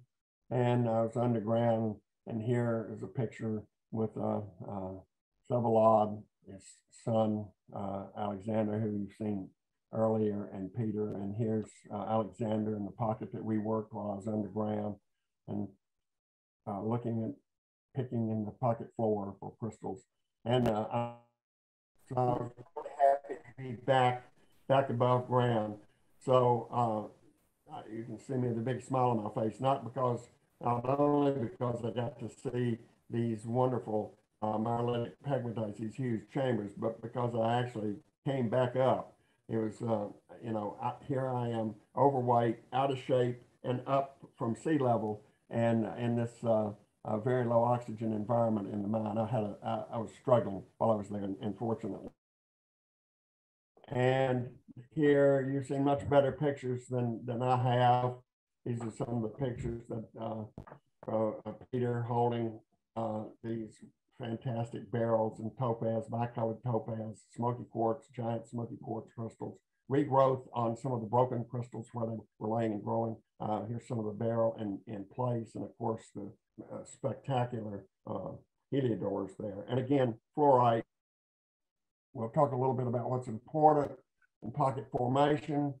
So what we've got to have is volatile solution. And the way that happens is by fractional crystallization, decompression, and also by depletion of water-soluble enhancing fluxing components, such as boron, lithium, fluorine, and phosphorus. So let's look at decompression. If we look at the rongos, this is likely the kind of scenario that we had there. So we had a caldera complex, and what happens is you get a doming, ring fractures, and then you get a venting of the material. And if these vents get down to the magma chamber, you get explosive eruption. And this then is like a Nuée Ardent. So when this pressure reduction happens, we start to degas the magma. We get bubbles in the upper portion here, and they come out with these eruptions, but also some are left in the upper portion where the magma is viscous enough that the bubbles are retained. So that's the idea of the orongos, and just then to kind of show you some examples of this. This is the cliff wall up in the granite on the northeast east side of the complex, and these two areas shown by these arrows are where there's abundant minerals. This is a close-up of this area here. So my students that are up here visiting one of the miners who had a temporary home in one of these minerals. He had a bedroll in there and a stove, and he would stay there days on end working these minerals. You can see the debris down here. But look at this. Look at the abundance of all of these mineralitic cavities. Not all of them are gem producers, but this is kind of the idea. To me, this is like the head of a beer that's frozen. So there are areas like this, and this is the result then of decompression. In the mineralitic cavities, we are mainly dealing with fractional crystallization. So in a little cartoon here, we have a pegmatite dike. We have crystallization from the walls inward, and the main minerals that are forming in the Oxford County pegmatites are quartz, muscovite, and albite. There's hardly any case bar in the outer portions of the pegmatites, only up next to some of the pockets. So what happens is that these minerals are removing silicon, aluminum, potassium, and sodium, and the incompatibles and water are being fractionated towards the center portion of the dike. And when the percentage of water exceeds about 12%, we develop another phase, exhausts out, and this forms the pockets and into which these crystals grow. This is another way of looking at it. If we start out with a melt with 2% water and allow it to crystallize, we see after about 80% crystallization, we get 12% water, and that is when we start to dissolve these bubbles. So it's in this region right in here where these pegmatites are forming, and this gives us the pegmatitic textures and the concentrations of these incompatible elements, including the boron and lithium, fluorine, rubidium, cesium, etc., in these minerals. So for these to form, then they are aided from, in addition to fractional crystallization, we have the effect of depletion of the fluxing components. So if we have these elements present in the melt, boron, lithium, fluorine, that increases the solubility of water in the melt. And then if during the late stages, we start to crystallize minerals that remove these elements, such as tourmaline, lepidolite, spodumene, and bligonite, that then promotes the release of additional water. So it's a combination of fractional crystallization and depletion of fluxing components that gives us these water that we need to make these minerals, because the melts in the beginning don't have much more than about 2% water in them, according to our calculations. So we'll finish up with this with a kind of a model for the formation of these pegmatites, these mineralogic pegmatites. First of all, you've got to have a melt that contains sufficient fluxing components for late stage exsolution to occur. And in the mineralogic pegmatites, the classic mineralogic pegmatites, fluorine is important, and we find it associated with most of these mineralogic pegmatites. The pressure regime must not be too high. It must be generally less than 3 kilobars, as exsolution is inversely proportional to pressure. Pockets are most abundant in shallow level pegmatites and virtually absent in pegmatites formed under high pressure conditions. Fractional crystallization and late stage formation of minerals that remove fluxing components result in the exsolution of late stage flux-rich, supercritical, high-density aqueous fluids that form minerals, especially in the LCT type mineralogic pegmatites. And it's in these minerals that the gem crystals and minerals rich and incompatible elements grow. So we allow these minerals to grow from an interaction between the silicate melt and the dissolved fluid and the protopocket. and there's a lot of exchange of ions through that medium, and that allows us to grow rather pristine crystals, gem quality crystals, and these minerals that are enriched in incompatible elements. So we'll end up with that, and I thank you for your attention, and maybe I can answer questions. Thank you very much. I apologize again for my poor internet connection. Thanks a lot for your report. It was really very informative and very, very interesting. If you have any questions to our speaker, you can ask him or write him in a chat. What will be available for you? So if you have any questions, you can ask our speaker. So any questions for now? If you would like to, you can write in a chat or in a direct to him. And let's come back to our schedule. If everyone is ready, we would like to invite a very interesting person. He also, I think, knew a lot about our Volyn deposits. So his name is Mr. Leonid Shimlansky. Welcome him, and nice to see him. So he is studied in Research Fellow School of Earth and Planetary Science, Curtin University. So we invite him for his talk, and if he is ready, if Leonid, you're ready, let's start. Okay, I will try to share my screen now.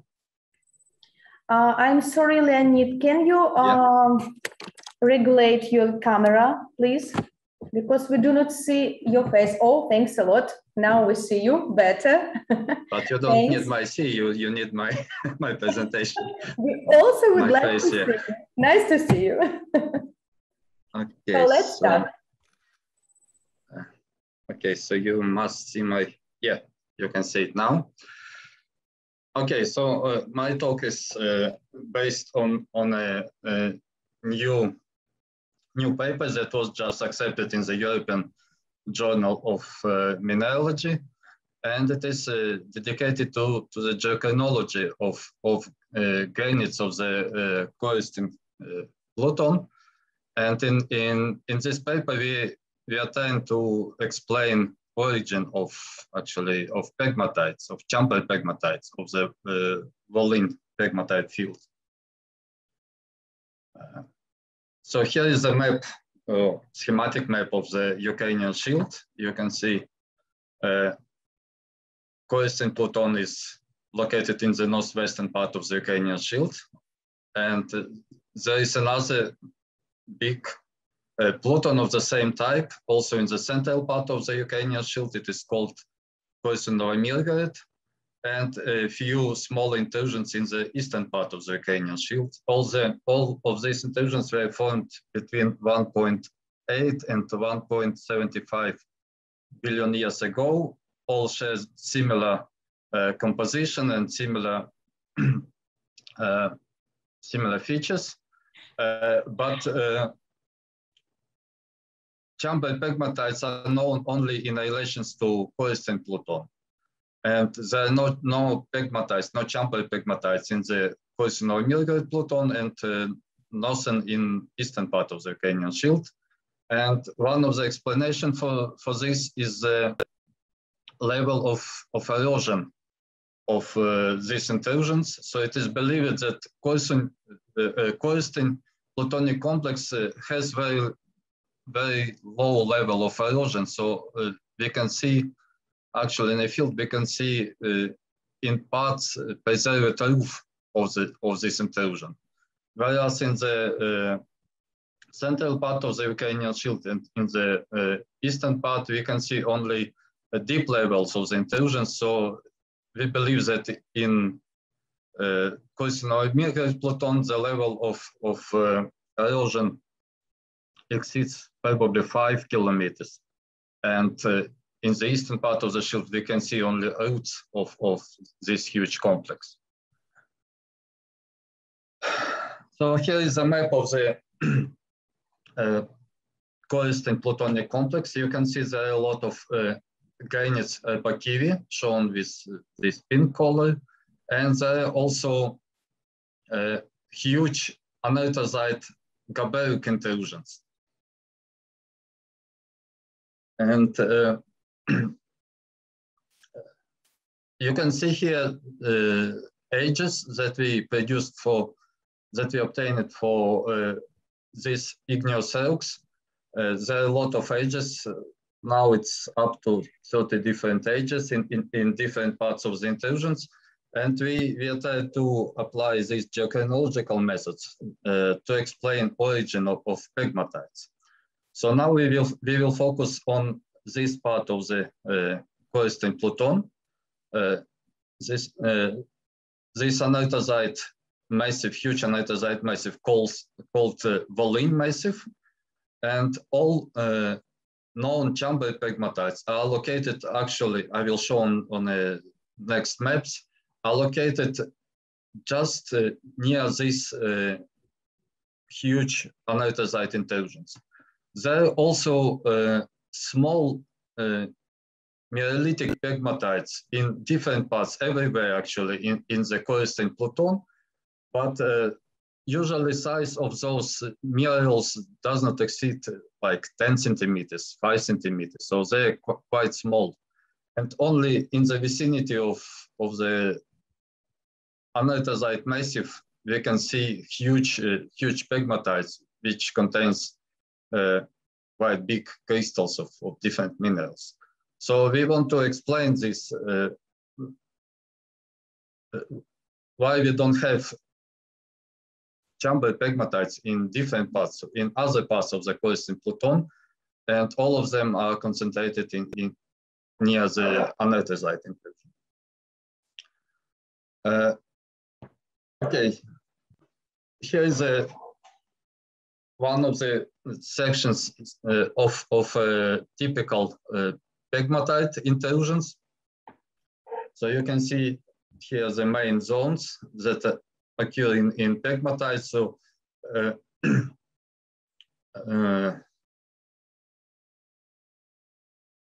outer zone is composed by graphic pegmatites, and also in the bottom part of the pegmatite body, there are different kinds of graphic pegmatites. Then in the upper part of pegmatite body, we usually have so-called pegmatoid, so which means coarse-grained granitic material, and then feldspar zone, quartz zone, and in the central part of the pegmatite body usually occurs, not usually, but often occurs so-called chamber or big mineralitic cavity filled now with various minerals. So it's not really empty space. It's a chamber filled with minerals and with clay minerals between large crystals. So what is an important feature of such pegmatites? They usually, well, not usually, they never have real feeders. So we never see anything like dikes or channels that feed these pegmatite bodies during their formation. Usually they have quite sharp contacts with host granites. But what is important, in the bottom part, just below pegmatites and sometimes around pegmatites, there's so-called granite rich in mafic minerals. So these granites are much richer in biotite and amphibole than other minerals, than other granites in the area. And also important feature of these granites is calcium composition of plagioclase. So plagioclase in this in this area is much richer in calcium than plagioclases in host granite around it. Okay, so now I want also to show you few examples of pegmatites. So in this area, pegmatites occur not only in granites, but there are also pegmatites of other composition, but real pegmatites that occur also in anorthosite. And we applied some our knowledge obtained from anorthosites to explain origin of pegmatites in granites. So for instance, when we look on, here you can see a sample of anorthosite. You can see quite big plagioclase crystals here. And you can see this material between the plagioclase crystals. This is actually a granitic material. It is a graphic pegmatite. This is a residual liquid that left after crystallization of mafic minerals, of plagioclase and mafic minerals. So you can see that there are quite a lot of this pegmatite or residual material in this sample. Here you can see the polished surface, and you can see that this part of residual liquid is really represents a graphic pegmatite of felsic composition or granitic composition. Sometimes in outcrops, we can see pegmatite bodies in anorthosites. So here is a wall of one of the quarries. It is just cut, vertical cut, and you can see few pegmatite bodies, for instance, here and here, another one and third one over there. And what is interesting, when you look on this, for instance, on this pegmatite body, you can see real layering. So mafic minerals are accumulated in the bottom part of, or in the lower part of this small, even such small body. So we have a lot of pyroxenes in the lower part of the body, and felsic materials accumulated in the upper part of this body or another body. And here's just example of such pegmatite. It is in a mined block, so it's not its real position in the space, but you can see this small pegmatite body, and you can see that it has quite sharp contacts against anorthosite here.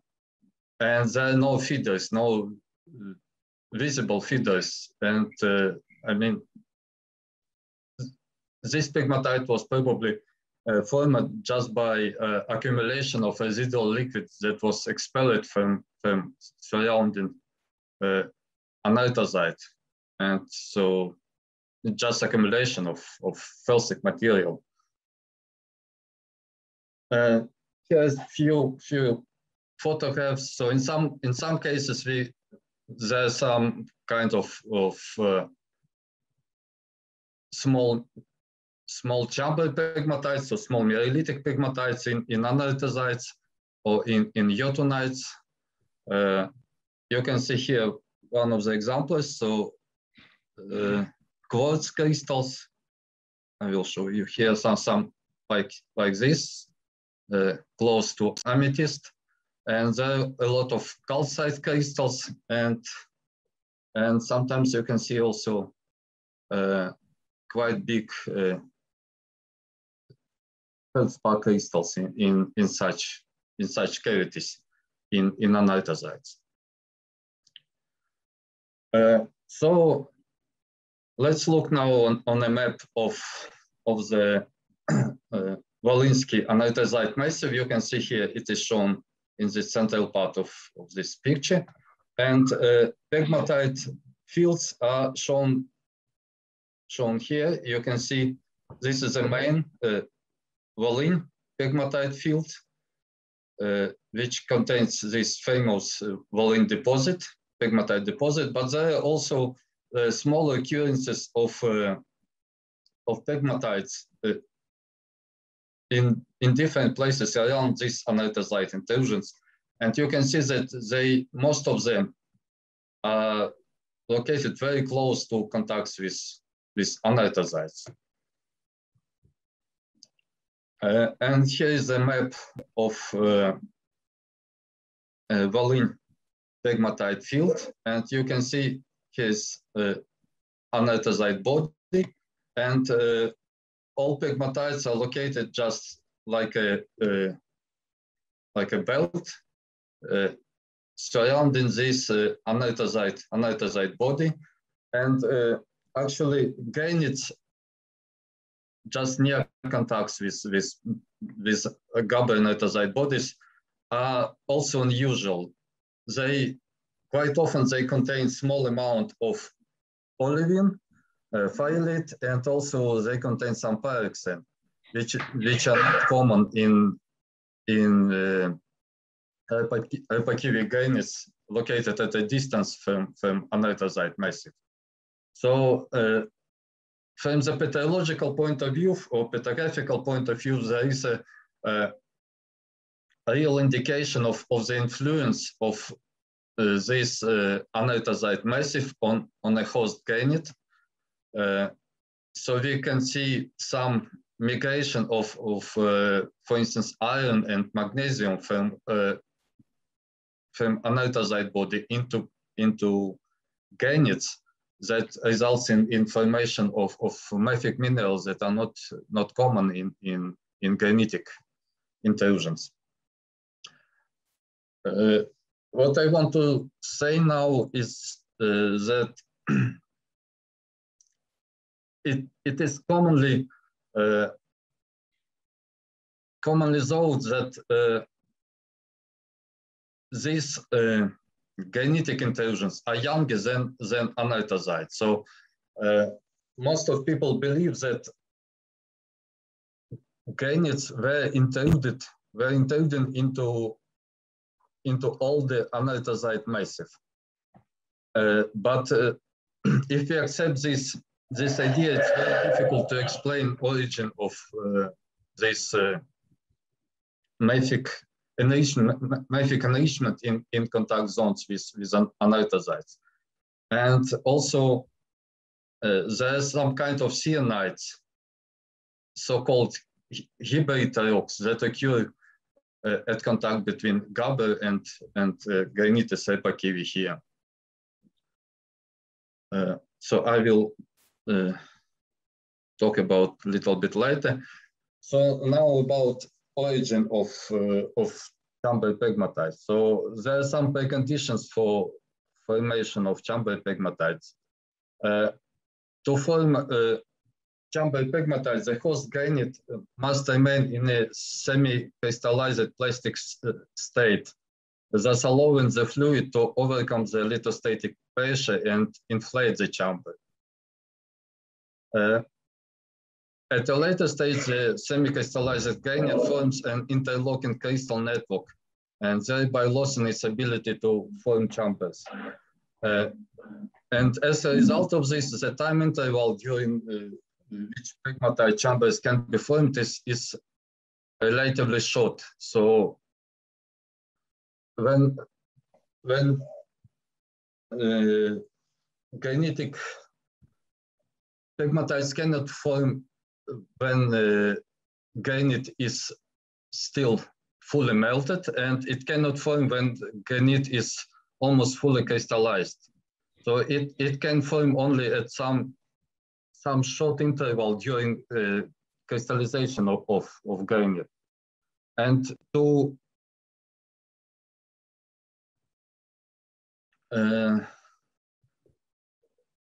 extend this interval of possible granite crystallization, we need some external factors that can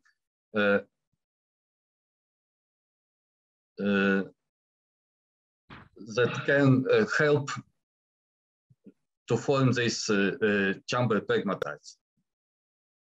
And so it must be some additional factor that was acting specifically in the Volyn pegmatite fields, which extended the common mineral forming process, allowing the formation of a large chamber pegmatites. As was said in a previous talk, exsolution of gases and gaseous fluids is a very common process that accompanies evolution of any magmatic system.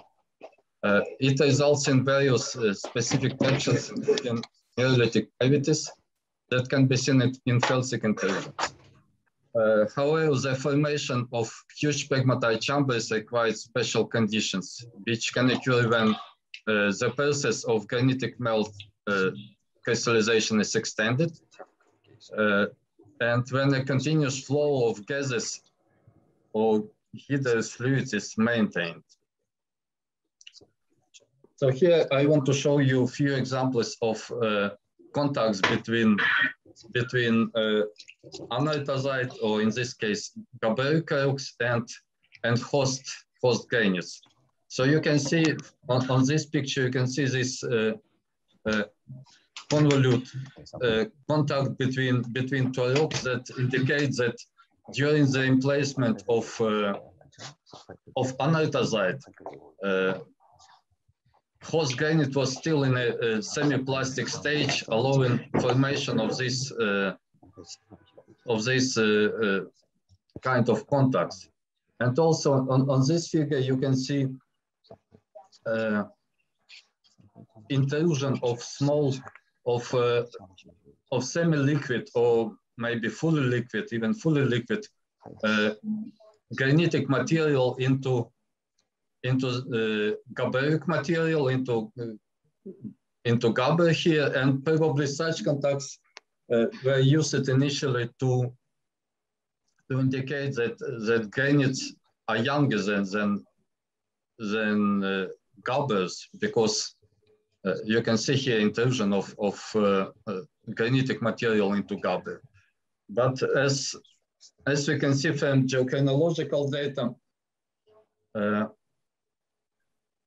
actually these granites are a little bit older than gabber.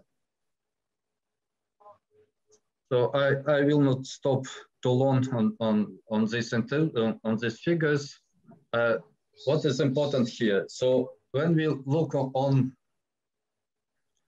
all geochronological data available for the corresponding plutonic complex, you can see here. So for instance, these pink dots, they indicate ages of epochive intrusions, of granitic intrusions. So you can see that most of the dated granitic samples are older than, for instance, anorthosite. So anorthosite certainly was younger than granitic intrusions, and it was intruded into semi-crystallized granitic intrusion. And when you look on the age of pegmatite, so age of pegmatite is very close to the age of anorthosite intrusions. So in our model, intrusion of anorthosite body was very important for formation of chamber pegmatites in Volyn pegmatite field. So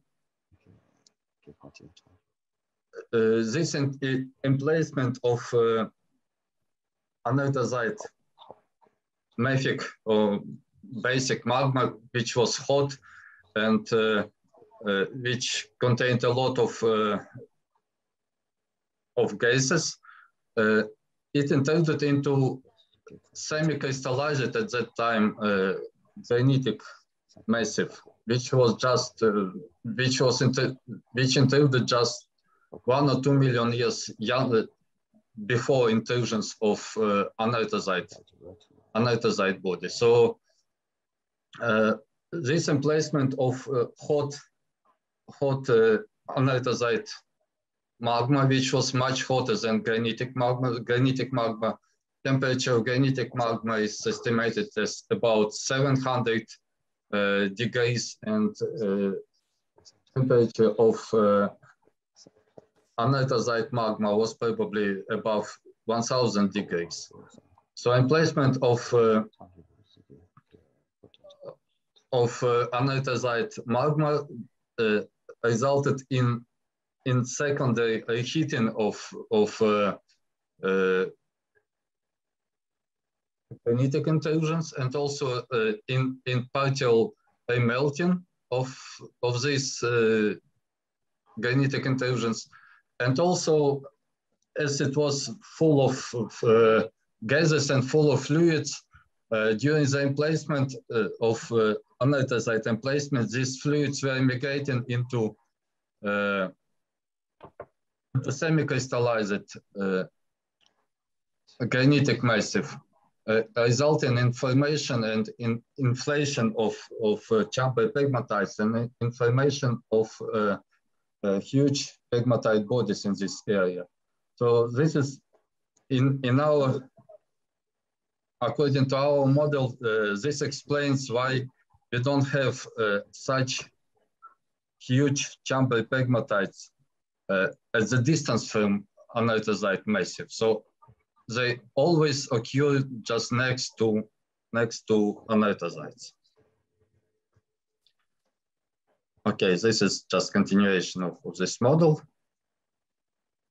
And just as a conclusion, the emplacement of basic melts and the subsequent interaction with the partly solidified grains played a crucial role in the formation of the chamber pegmatites. The degazing of basic magmas at shallow levels resulted in infiltration of additional fluids and gases into the overlying partly crystallized granite massive, ultimately resulting in the formation of the chamber pegmatites. Yeah, that's the end of my talk, and thank you for your attention. And in this photo, you can see me holding a meteorite, a meteorite that I found in a field just last month. Yeah, thank you. Thanks a lot, Leonid, for your talk. It was really very interesting for us, I think so. So if anyone wants to ask Leonid some questions about his speech and his material, you can, all of you, you can do it now, or you can write him if you would like to have a chat with him or to speak with him. Any questions for now? Yes. So let's come back to our conference. Again, it's nice to see all of you. So now we will have a very interesting talk by Peter Lyckberg. Again, welcome Peter Lyckberg, about kerite from Volyn chamber pegmatites. As I understood, it is a talk and a speech by Professor Gerald Franz. But technically he can't be the part of our conference, and thanks a lot for your helping hand, Peter. So Peter Lyckberg will tell us about the kerite and about this about his talk. So let's start. So listening very much. You can hear me now. I just want to thank Professor Simmons and Dr. Sumlyansky for very interesting talks. That's very valuable. And we hope that we'll come back next year and we can include some more lectures. And of course, we should have started with the basic geology of the karst in Pluton, but because of the time difference to Australia, we had to move it on to now. So I'm sharing my screen now, and I hope that you will see it, everybody, this time. Can you see it now? I will wait till it's... Yes, Peter, we see your screen. Good. So we come back to the pockets and the very peculiar occurrence of kerite. And as you can see, there were quite a few of us involved, and Professor Gerhard Franz of University of Berlin, who visited to make some electron microscope images of the kerite with the help of several of his colleagues. And we're also working with the colleagues in Kiev and in Geoforschungszentrum in Potsdam. So the Volyn deposits are very, very interesting. Of course, the basic is the understanding of the emplacement, and we got a very, very important part of that here. And what we haven't said is that you also have under those pegmatites, you do have those mafic minerals in. You have, in fact, sequences of a banding, which is also interesting, but that is for next conference. So we will have a little bit of look at the kerrites. So the study was the kerrite fossils, which we found in several different pockets. Some I have several collected together, some have several collected. And they are extremely well preserved organic matter. And we wonder what is the mechanism of preservation and why they haven't degraded. When you collect them, they do easily degrade after, so you have to be a bit careful with them. And we have a little bit of morphological study in chemical and structural characterization. And then I will say in this, when we speak about in a broader perspective, life on Earth also, there are several different hypotheses, and maybe I will even put in a fourth one, because we all know about black smokers, that's a good environment. We have specific bacteria growing there and so on. There are other ones, which is a combination of, I should say clouds. It can be ash clouds, it can be regular clouds, it can be, of course, surface water. And a third one is meteorites that would have brought some kind of organic matter life from not planet Earth.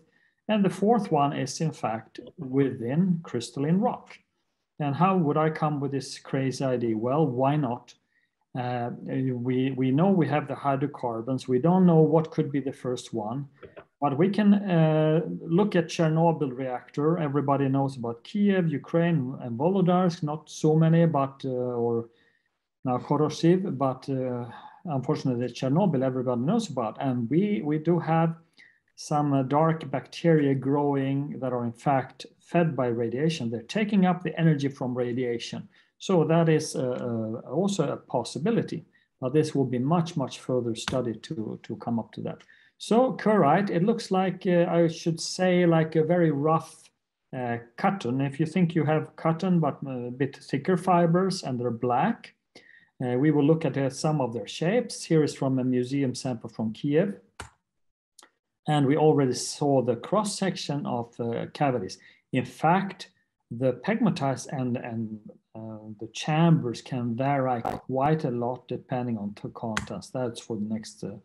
Now, age dating of the kerrite fossils, they are more likely like 1.5 gigaannus. That means shortly after, within 100 million years after the formation crystallization of the pegmatites. Absolute minimum age is 560 million years old. That's the budding tonight age, which Professor Franz studied. And here was a test of uranium lead determination, minimum age due to continuous resetting with uranium-bearing waters in open cavities. So this is a study of the isotopic lead 207, 204 over 206, 204. So that age gave 514 plus minus 150. It's a very huge span here, but that's what that gave. Now pyrolysis, that's by heating to check what components are in the kerrite. Was giving this, you can see the methane, and here we have benzol, toluol, and so on, trimetylbenzol. I'm not an organic chemist, but here is amorphic carbon, and we can also confirm, and Dr. Simon Flipp already saw this also, the silica, nitrogen, and sulfur. So we can study fibrous and flaky, spherical, fibrous, and you see the branch one to the right here. And sometimes there are outgrowths, there are also overgrowth and segmentation. Now we will, and you see the scale here, 15, 20 micrometers. We also have some secondary mineralizations, for instance, of fluorite in the kerrite. Here is also on the surface chlorite, kaolinite, and some unknown species, but silica, aluminium, sodium, and iron. And also at the bottom, you see with the sulfur on the outer. And we can see here a group of fibers with some albite You see the structure, the silica on to up to right, and fluorite down to the left, the cubic crystals. And to the right here, you can see that they have a central cavity, sometimes even a double cavity. So, of course, these are very, very old fossils, and we have to study them further and compare with, out of our fields. Here are some zooms from, you can see the cross section of one of those fibers with tiny cavities. Now we're speaking about nanometers here. See the lower, below a micrometer, so very, very tiny. And here are the cross sections, one, and up to the right, you see with a double. And down to the left, you see this cover also, seems like, and also you can see that is in fact a double fiber with a coating. So here we have also the double fiber to the left, and to the right bottom, you can see the cavity, the shape of the cavity.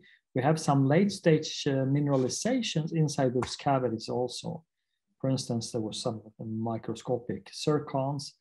Here is with reflected light, 3 zones with high, low, intermediate reflectivity, and low, high fluorescence, low, high, and low fluorescence.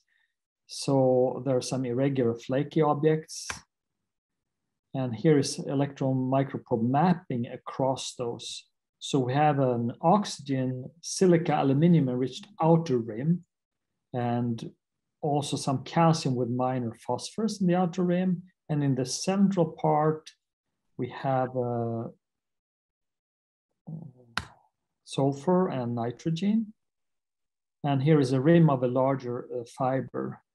So the calcium is not coupled with the aluminum silicon, only in some parts with phosphorus, as calcium phosphate, apatite, and then you can see in the outer rim, nitrogen is absent in the outer oxygen rim, and the sulfur is more enriched in the rims.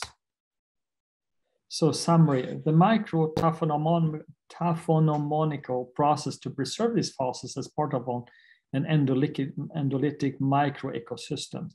So the chamber and the pegmatites provide an exceptionally large pore space suitable for deep biosphere. So that is very interesting. And I must pinpoint also that we have only found those kerite in the cavities, not in other sections of the granite intrusion. They do not occur in any fissures further from the pegmatite, not in the granite. And water was present. Of course, there is water in the cavities even when forming, and later stage when cooling down.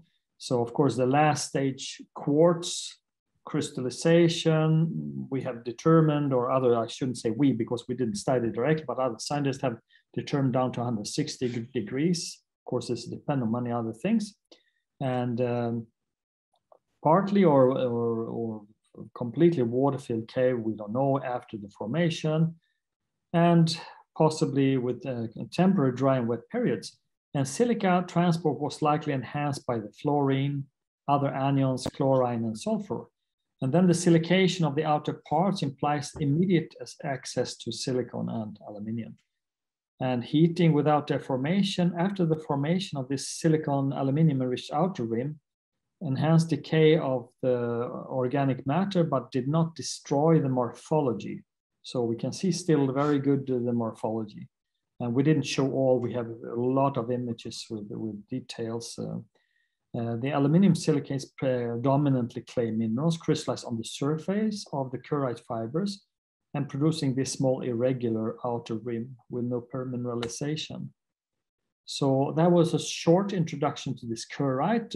Everybody who knows the Volyn deposits know about this peculiar find some many decades ago about kerite, and it was one of the curiosities that I started to speak with several Chernosenko chief geologists right away.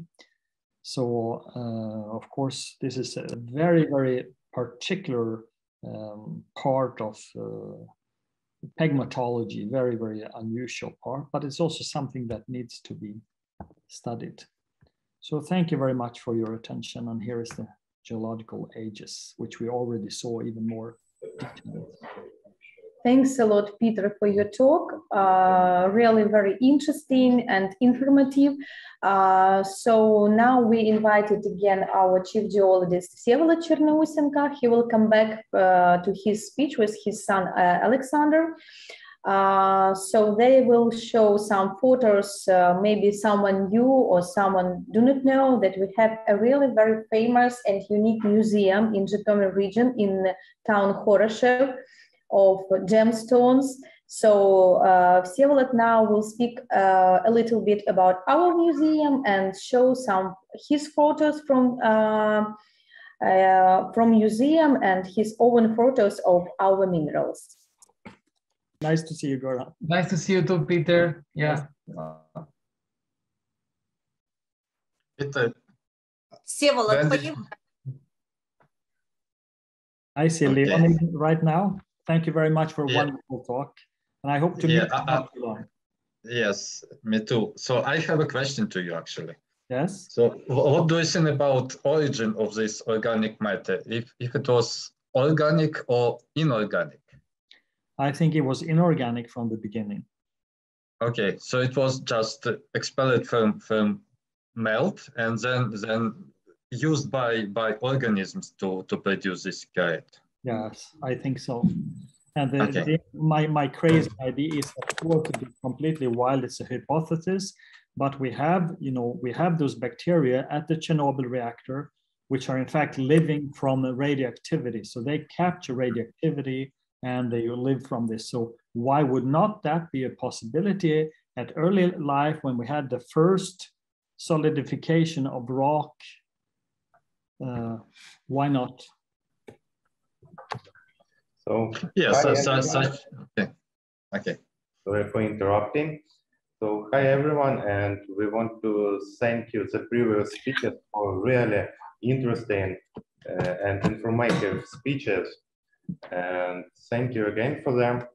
And now we are going to speak about the crystals, the most interesting crystals of precious stones from the Museum of Volodar-Volynsk, the Mineral Museum from Volodar-Volynsk. So the museum situated in Volodar-Volynsk in the city Horoshev. It was called Volodar-Volynsk for a few years ago.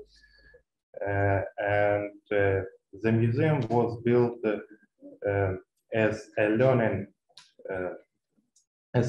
collection for the geologists from the Volodar-Volynsk deposit.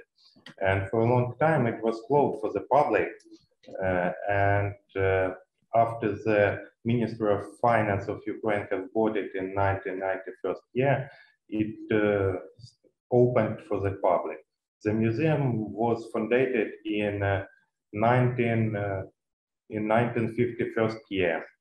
And here you can see some of the most interesting specimens. Yeah, now it's correct. Here we can see the crystals of Geliador mined in the northeast pocket of the pegmatite number 521. The crystal right here is the biggest one, which is presented in the museums all over the world.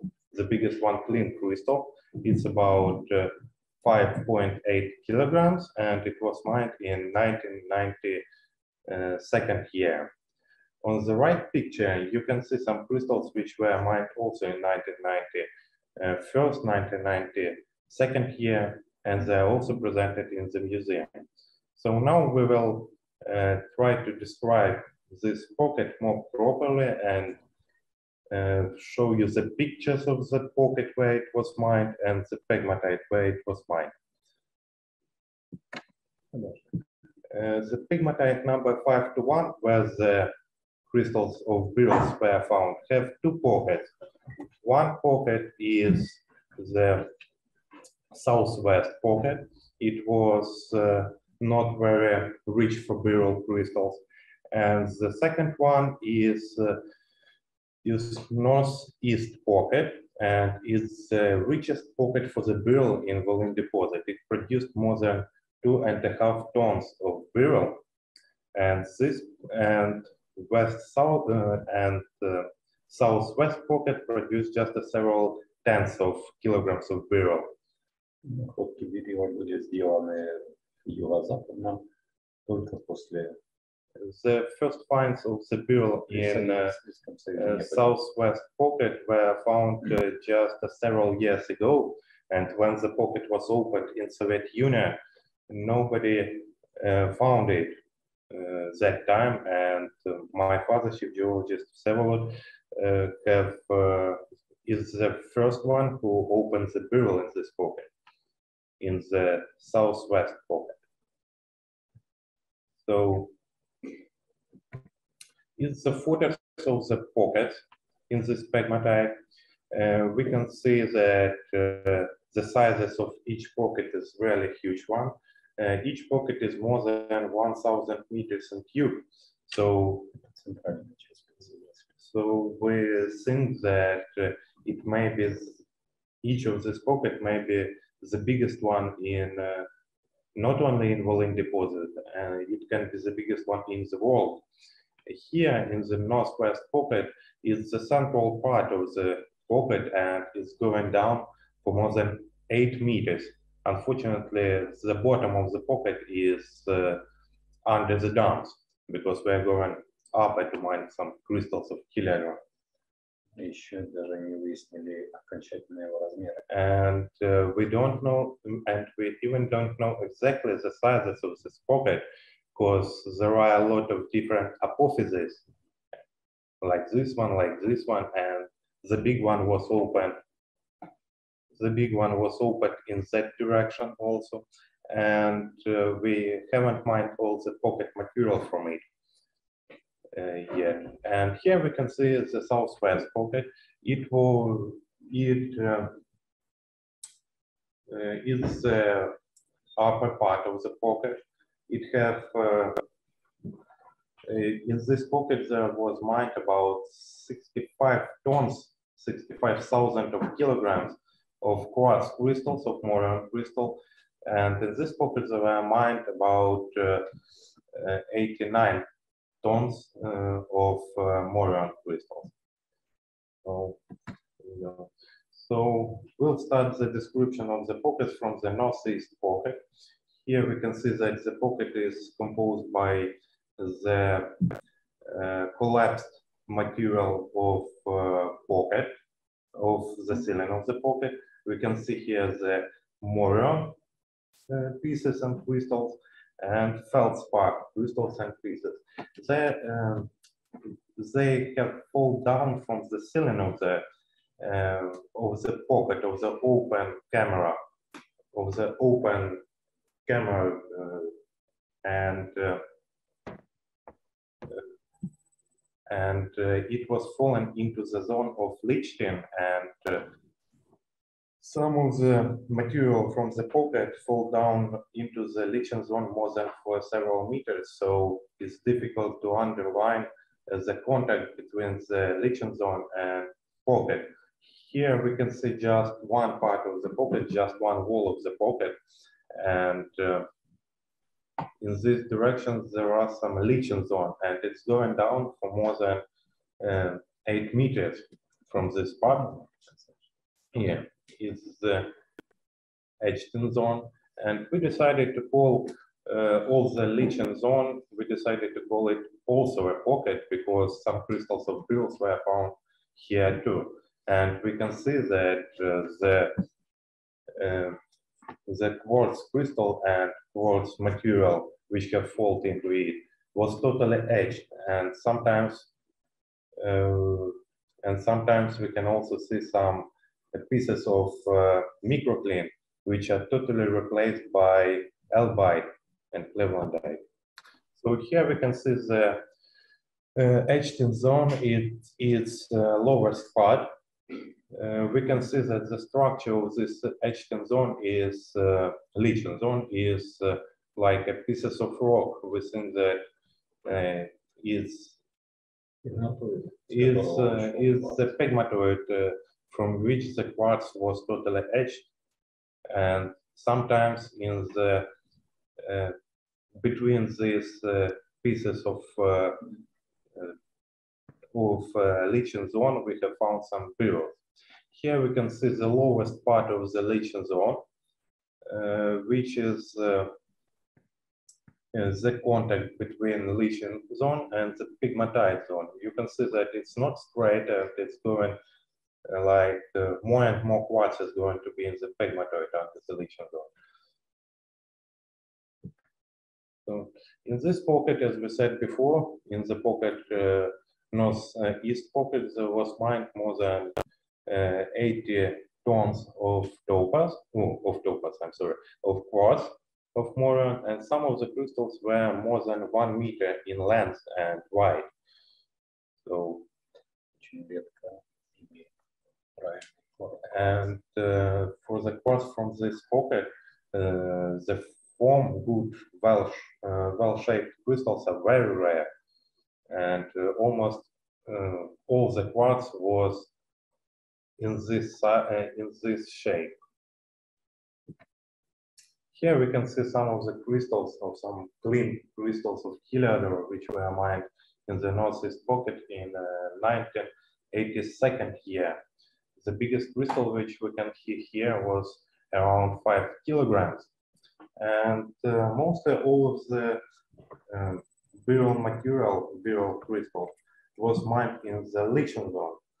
And we saw 3 types of line of the crystals in the pockets, 3 different types of situation of the crystal of Heliodor in the pocket. So the first situation which we found, it was like an apophysis in the west part of the northeast pocket, in which the crystals of Heliodor were relative to the Clevelandite surface, which grow up on the pegmatite.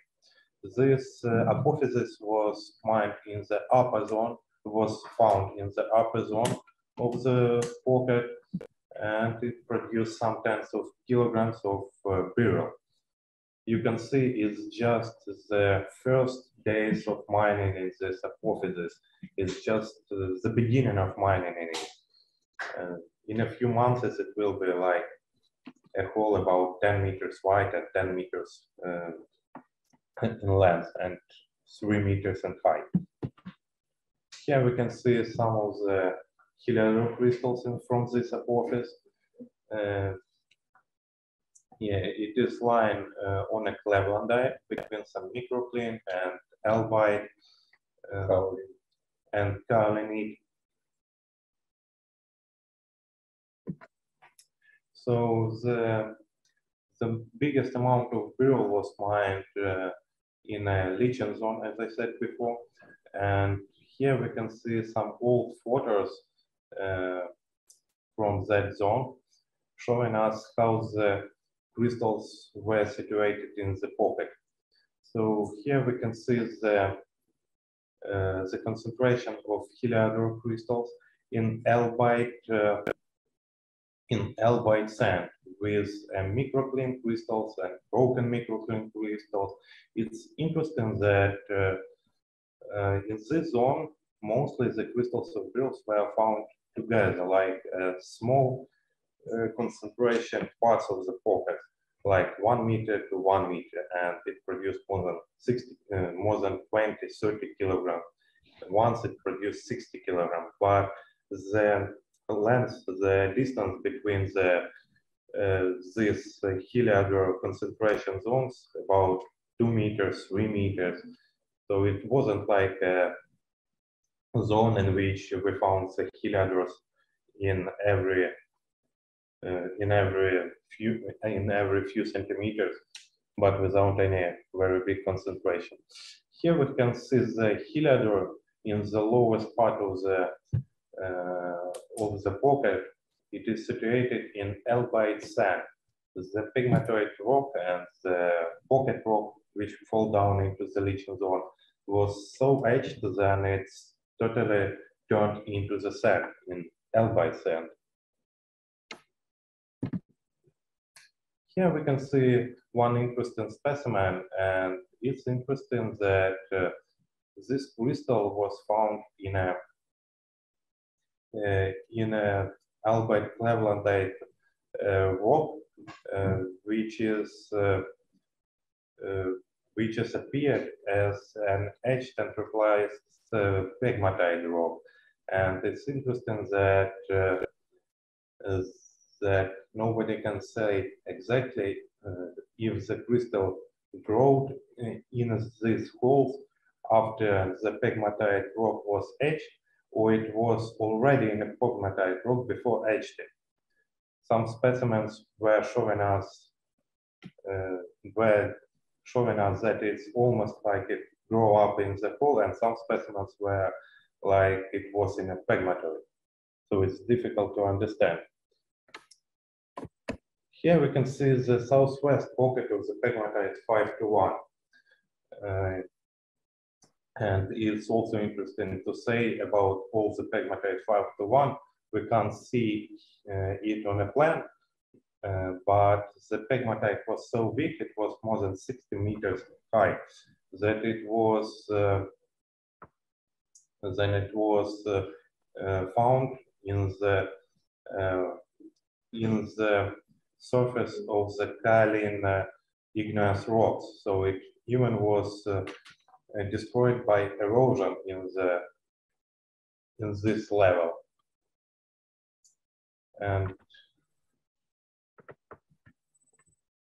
here we can see the bottom of the pocket with the clevelandite surface on pegmatite. Is the usual situation in the southwest pocket of the pegmatite number 5:1.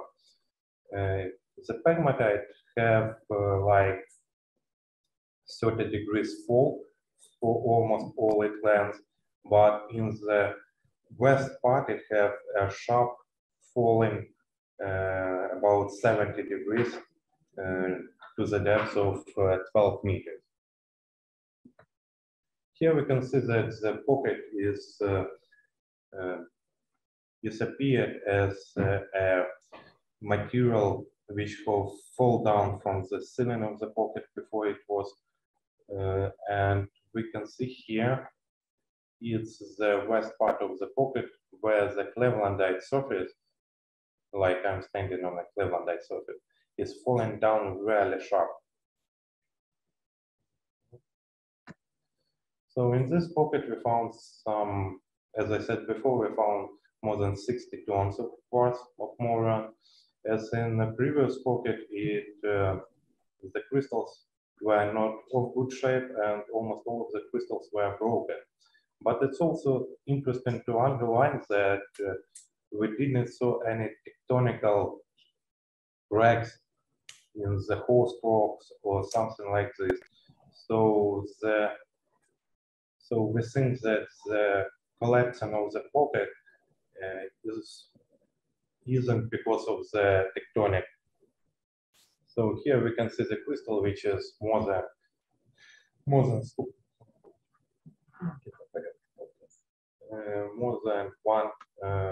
ton in weight.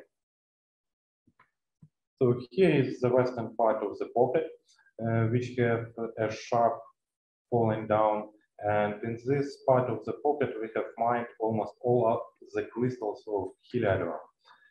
And we can see the clevelandite surfaces which are falling down. And in the bottom of this hole, the clevelandite was replaced, and it was like replaced to the sand of albite. And the feldspar crystals were also replaced by albite. Here we can see some of the crystals in this part of the pocket, and we can see that the crystal, how the crystal was found there, is it doesn't grow on a clevelandite surface, but we can see we didn't know where it was grown. We believe that it grew up in a clevelandite surface, but after collapsing, it fell down into this feldspar, clevelandite, mica material, and we know that it's not on the first place of growth because the crystal was really etched, and the material which have left after etching is really small amount of material which have left after etching. And it shows us that the crystal was replaced from the place of the birth. So here also the crystal of beryl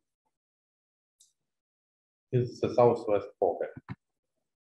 And just to compare it with another pocket from the second mine, is the pocket number 445, and we can see the holes which have left after the beryl crystals. And we analyze this information, and we know exactly that the crystals from the pocket 521 southwest pocket was grossed also on Clevelandite. And my father is saying that in these holes there were found just a very thin crystals of beryls, and which were in the material of beryl etched, like veteranite, darlingite. So here we can see the biggest crystal which was mined in the southwest pocket. It's 1.5 kilogram crystal, and as usual for the all pegmatite 521 for the southwest pocket and northeast pocket, is for the beryls from southwest and northeast pocket, it's correct in a big crystal. It's similar for both of the pockets. And it's also interesting to underline that in the southwest pocket there were mined a lot of big crystals which were more than 10 grams, and the amount of clean crystals was bigger than the amount of muddy crystals. And we don't know why it's so, because in the northeast pocket there were a small amount of clean crystals, and there were a lot of very small, more than less than 1 gram crystals of heliodor in this pocket. We think that it can be because of the more powerful etching, but comparing the two beryls from two different pockets, we can see that the forms of etching are a bit similar, and it's an interesting question which has to be found. Also in the southwest pocket, there were found a lot of topaz pseudomorphoses. You can see them lying on a Clevelandite surface. Yeah. And the topaz pseudomorphoses is like kaolinite, montmorillonite, muscovite pseudomorphoses after topaz. We also found some fluorite crystals on them. So some of the biggest pseudomorphoses were more than a ton or a ton and a half. And we think if the crystals of topaz weren't totally etched, it will be the biggest topaz pocket in the deposit. In some pseudomorphoses, in all pseudomorphoses like this one, there are a lot of small nodules of topaz which have left after etching. So these rocks weigh a lot. So, and we also can see that it's lying on a Clevelandite, so it's relative to the Clevelandite surface. And the quartz crystal, which is totally broken after the blasting the pocket, is lying on the topaz. So here we can see a very interesting picture showing us the Clevelandite surface in which we see the crystal of heliodor. And above the crystal of heliodor, we can see the pseudomorphose of topaz. And it's really interesting and rare specimen, because in a lot of books about Volyn deposit, it's written that topaz and beryl can't grow together. But here we can see that they can grow together. We also found some pseudomorphoses of topaz in other pockets or in Volyn deposit. Here we can see some accessory minerals in this pocket. For example, here we can see the yttrium fluoride crystals of clevelandite with microcline. Also, we found a lot of siderite in this pocket, and it's like a secondary mineral, and we think it can grow after the topaz etched and fluor was left up from the topaz. So here we can see that the natural crack inside the crystal is a usual defect for all big crystals from the pegmatite 5:1, and also comparing two pockets in this pegmatite, we can say that beryls from both of them have gas water inclusions and the similar forms of etching. So the pockets are very similar to each other, but the amount of beryl was very small. So now we are going to speak about the heliodors from the museum from the pegmatite number 206. This crystal has its own name, academic publication, and the weight of this crystal is more than 2 kilograms. So the weight of this crystal is 1 kilo 700 grams. So both of these crystals were mined in the same pocket, but we can see that the structure of etching is also different and the color is different. All in all, it's very interesting to describe the pegmatite number 206 because it's almost the only one pegmatite in Volyn deposit which had a lot of small pockets of small pockets. There were about five big pockets, more than 10 meters in cube, and a huge amount of very small ones. And it's also interesting to underline that the pegmatite was found under the grass. The topaz crystals and quartz crystals were found under the grass, and it's very rare for the middle part of the Volyn deposit, where the average depth of sedimentary rocks is more than 10 meters. So we can see that it was like a small mountain of the igneous rocks in this part.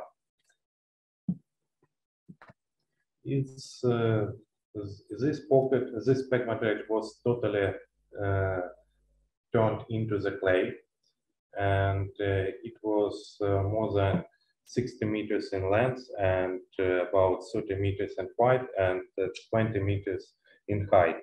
So here we can see the workings, the mining process on this pocket, and this pocket didn't have a big quartz core. It have a lot of is the pegmatite. It have a lot of pegmatite, graphic, and blocked feldspar zone, and the pockets were found under the blocked feldspar zone. Here we can see some crystals of moran from this pegmatite.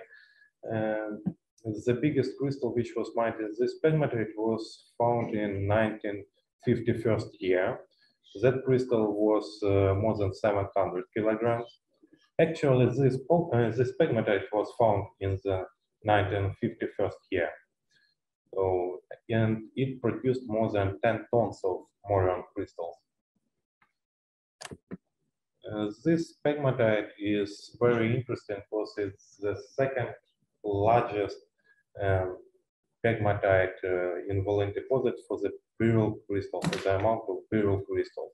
Here we can see the photo of the freshly mined crystals of heliodor from the pegmatite number 206. The photo was done in 1955 year. So it's this crystal is the same one as in the museum showcase, which is 1 kilo 700 grams. It's also interesting to underline that some of the small pockets which were smaller than 50 centimeters in cube had just a poor mineralization, and sometimes the mineralization of these pockets was just a crystal of heliodor, and as you can see on the picture, and the feldspar, which is totally turned into the clay. And maybe it was growth in the feldspar, and here we can't see the crystal of Morion, which I said before, and we can see the pegmatite structure around this small pocket, and we can also see the blocked zone of feldspar, which is totally turned into the clay. The crystal was the crystal didn't have any powerful forms of etching, so we think that it grows in the feldspar, and the feldspar crystal saved it from the etching. Here we can see it's also interesting to say that from different pockets in this pegmatite, there were different forms of etching of the beryls. We can see that some of the beryls were almost without any etching forms, without any powerful etching forms. It's a small crystal, about 3 centimeters long, and it's also interesting to see the good formed head of the crystal. In some cases, in this pocket, all the crystals of heliodor were really etched and turned into the sand, and it's like a beryl sand, and it's interesting that the pockets with this crystal and this sand of beryl was not far from each other, about several meters, and the level was the same one. So it's interesting to underline how different the etching can be in each pocket, even in one pegmatite. So in this pegmatite, there was found a lot of topaz also. There were found more than 600 kilograms of topaz in Soviet Union here. And the crystals of topaz were of 2 different forms. The picalate and blue crystals were of a Dunchelonsky type, and the wine color, orange color crystals were of Volynski.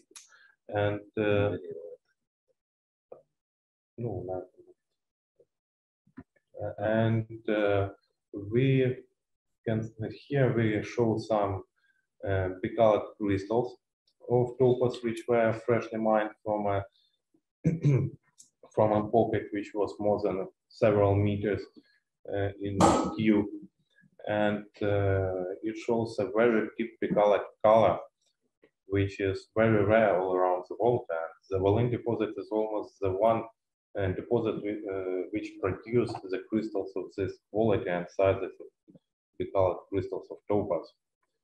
We can see that the crystal doesn't have a good shape, and it has some interesting structure of etching in it. Yeah. So the biggest crystal which we found in this pocket was more than 100 kilograms. It was even more than 200 kilograms, I'm sorry. But unfortunately, the crystal was of bad quality, and it was broken by a lot of small cleavage pieces.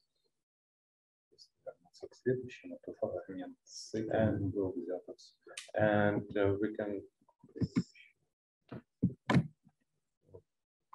and this part of the crystal was found, it's a part of that 200 kilogram crystal. that piece was from this part of the crystal. And also we have to say about the dumps which have left after the pocket was mined in Soviet Union. The technical environment of that time was very difficult to mine it because there were a lot of water with the sand, and kaolin was going up from the open pit because of decompression, and a lot of crystals of heliodor and topaz were just going to the dumps. And actually this pocket, this pegmatite number 206, was mining for the quartz, for the piezo quartz. So the geologists and miners of that time did not really care about the other minerals, and it was allowed it not to take any crystals of beryl or topaz if they are smaller than, for the beryl, 80 grams, for the topaz 200 grams. But sometimes also, as this pocket have a lot of small pockets, really small pockets, they even didn't saw them and took them with the excavator to the dumps. And when the Soviet Union was falling down, the local people decided to start mining crystals from this dump because they were very rich ones.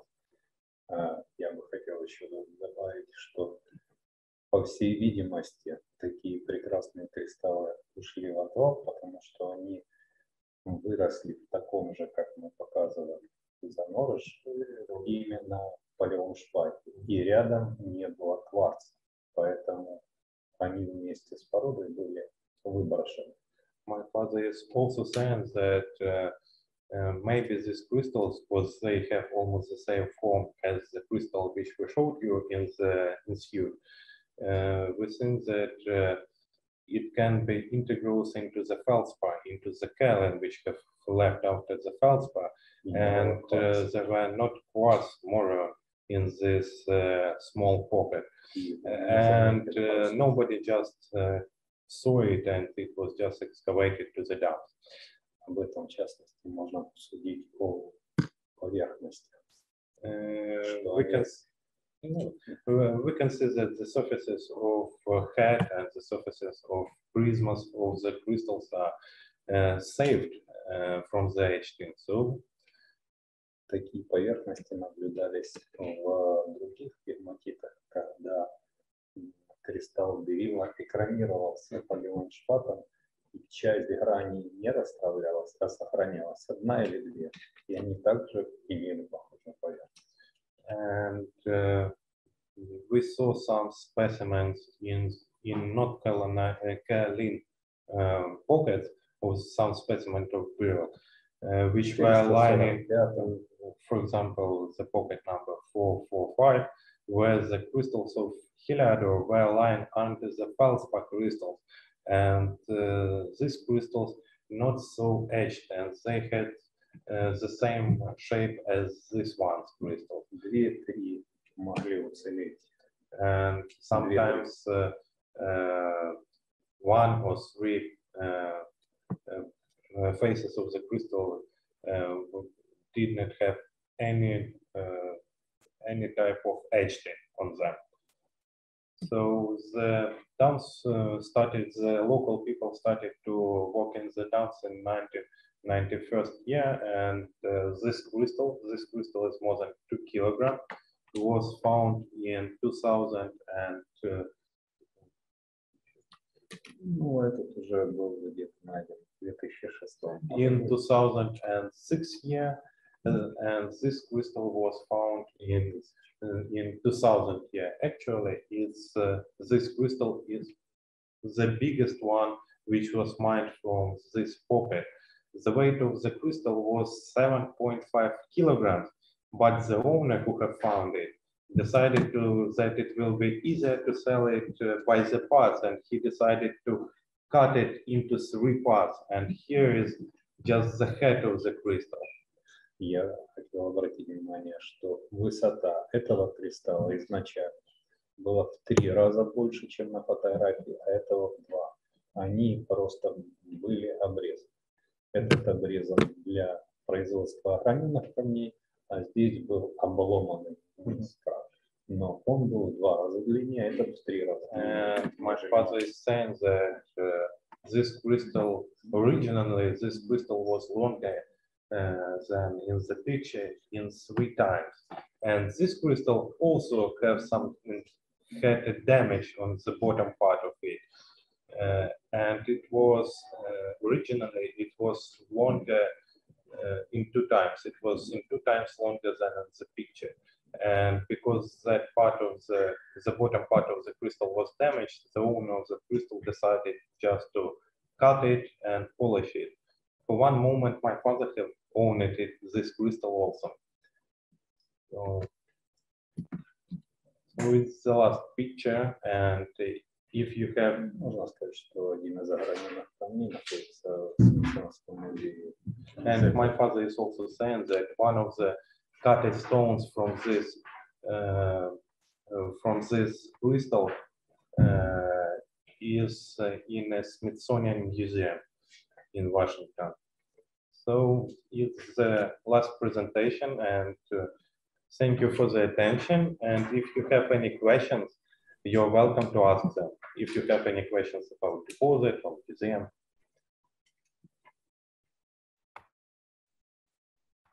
So, hello, yes? Yes. I'm very interested in, some people insist that there is originally blue beryl crystals in Volyn pegmatites. Did you meet any in your work? Actually, the only one crystal of aquamarine was found in the place 170 in 1960 year. It was the only one crystal which was mined in the Volyn deposit, and I even can show you its photo. It's on the front page of this presentation. It was about 700 kilograms, 700 grams, and it was from a place. And what's interesting about that aquamarine crystal that it didn't have any snow inside of it. The snow is the gas and water inclusions, which we call snow. And it's the only one crystal naturally colored aquamarine. And you are sure it was documented? It was documented that it was found that it is natural one. Yeah, it's natural. I mean, there is documentation, or it's just a legend? There is a documentation, yes, there is a documentation, but we can also see in this crystal that this crystal is natural aquamarine, because it doesn't have any voile, any cracks around the small gas inclusions. When you are looking under the microscope, the heated crystals of aquamarine from Volyn deposit always have some cracks around the gas inclusion. And in this crystal, we didn't have any. And it's also, this crystal is also described in a document as the natural one. Я бы еще добавил, при нагревании все наши бериллы, если они не чищенные, покрыты по трещинкам лимонита. При нагревании он из желтого приобретает черный цвет. Наличие черного цвета на голубом берилле однозначно указывает. And there is also one method to understand if the crystal is heated, because almost all of the crystals which were mined in Volyn have some iron limonite covering on it, and after heating of yellow color. But after heating, the crystals have it even in a small crack, so you can't wash it all. So when you are heating Heliodor crystal with limonite iron covering. The limonite turns into the hematite, and the color is turned into black one. Yellow. So the crystal after heating have some black covering on it. И я бы еще добавил по описаниям в одном из объектов штольни, где также был Питер, описаны природные аквамарины, но мы ни одного не видели. And my father is saying that there was one more pocket in which there were described crystals of aquamarine. The Peter have seen that pocket. It was in a Vishnikovska open pit. Yeah, the Peter have seen that pocket, but it was totally mined in Soviet Union, and nobody saw the crystals of aquamarine from this pocket. So we think that the only one crystal which is safe now is in a museum of Khoroshev, of precious stones, and it's the only one. Можно сказать, что по описанию они были хорошие, good form. Okay, thank you so much for so good answers, so informative. And the last question in this in the same object: did these aquamarines coexist with normal Volyn heliodors in the same pockets? I mean, or in the same body, pegmatite body? Were coexisting heliodors with these aquamarines? There was with that. I asking if we have if there was found a heliodor crystal with an aquamarine. Yes, yeah, exactly. Yeah, yeah. Well, this crystal of aquamarine, which I was describing you, which is 400 or 700 grams, was found in the place. Which was lying on a pegmatite, on a totally colonized pegmatite. And in this place, there was also found one crystal of heliodor, which was 1.5 kilograms. So in this place, there were found just two crystals of beryl. The one crystal was aquamarine, and the other one was heliodor. Рядом находилась пегматитовая, в нем не было. And it's interesting that there wasn't found any crystals of beryl inside the pegmatite. The crystals of beryl were found just on a place. And it's also interesting to describe that that pocket, or that pegmatite also had a lot of small pockets, but without any beryl inside of them. И еще я бы упомянул, что иногда в виде зональности в некоторых кристаллах, даже с 521-го, были находки, ну, были области, окрашенные в голубой цвет. То есть не полностью кристалл, а... And some, my father is saying that in some big, really big crystals of heliodor from the pegmatite number 521, there were found some small fragments, some from parts of an aquamarine inside of the crystal. Не только в больших, Not just in a small crystals too. Очень интересный кристалл гелиодора находится в музее, не ювелирного качества.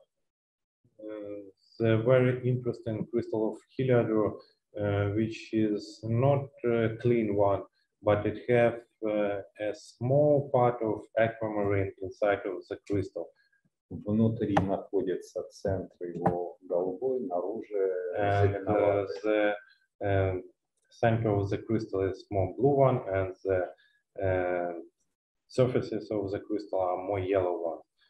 Мы спросим Питеру потом. And it's to show the only one saved crystal of aquamarine.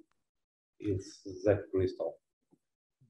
Да, мы фотографию того кристалла сбросим Питера, о котором я говорил. We'll send that picture of that zone of crystal of Heliodor to the Peter soon. Thank you again. It was great. Yes, thank you. Thank you. So have you any more questions? Thank you very much. I can just add to this with the aquamarine and Heliodor with regards to other deposits. For instance, in southern Norway, Iveland Evje area, you can find frozen matrix, not in pocket, but you can find where the crystal half is Heliodor and half is aquamarine. I have seen and I've documented such. And in Shalavagora, I have seen also, I didn't find myself like that, but I've seen several specimens. Потому что также были найдены, ну, он также знает о находках двухцветных гелиодоров, двухцветных периодов, в которых одна часть была аквамариниста, одна гелиодориста. В Шарловогорском месторождении. Yes, and one pocket in the Ural Mountains in Alabashka, in Kasionitsa mine, one pocket had one blue 950-gram blue crystal. It was changing from blue daylight to greenish blue. And in the same pocket were pure green and pure yellow crystals. And, you know, this pocket was only 1.5 meters. And one giant pocket in Brazil, there were plenty of Heliodors and aquamarines. They were separated physically a couple of meters apart in the pocket, but in the same pocket. And говорит о том, что также были найдены на Алабашке и в Бразилии, причем в Бразилии на расстоянии нескольких метров в одном заморыше. It was in Brazil, the last one. Спасибо, Питер. Я вот хотел тогда обратить внимание, для волынских берилов характерна зональность, когда желтый цвет находится по наружности. Вот в этом, допустим, бериле и в этом тоже.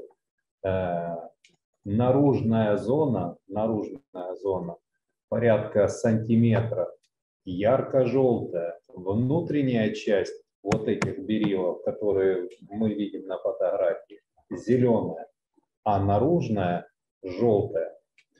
My father says that these crystals and in Volyn deposits sometimes we find the crystals of Heliodor with a zone, with some color zoning inside of them. For example, these crystals have the color zoning, the surface zone of the crystal have more yellow color, and the middle part of the crystal have more greenish color.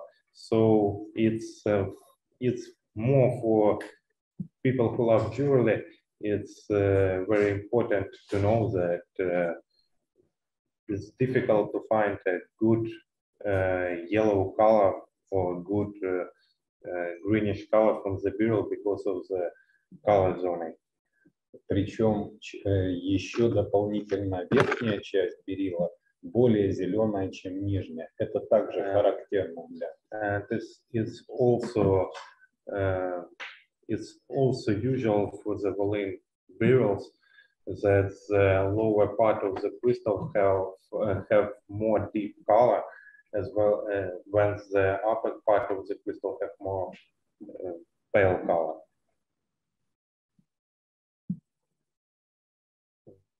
Have you any more questions?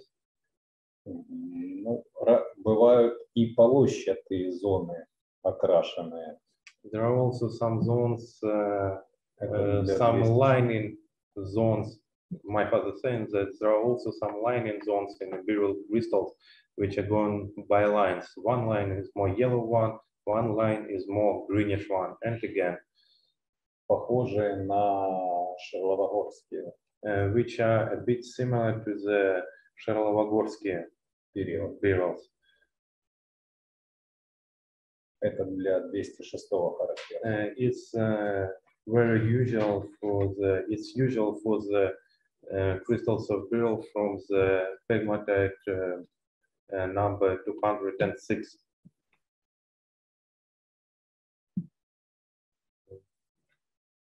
Ну, еще можно сказать и о такой редкости, как отсутствие цвета, рашени.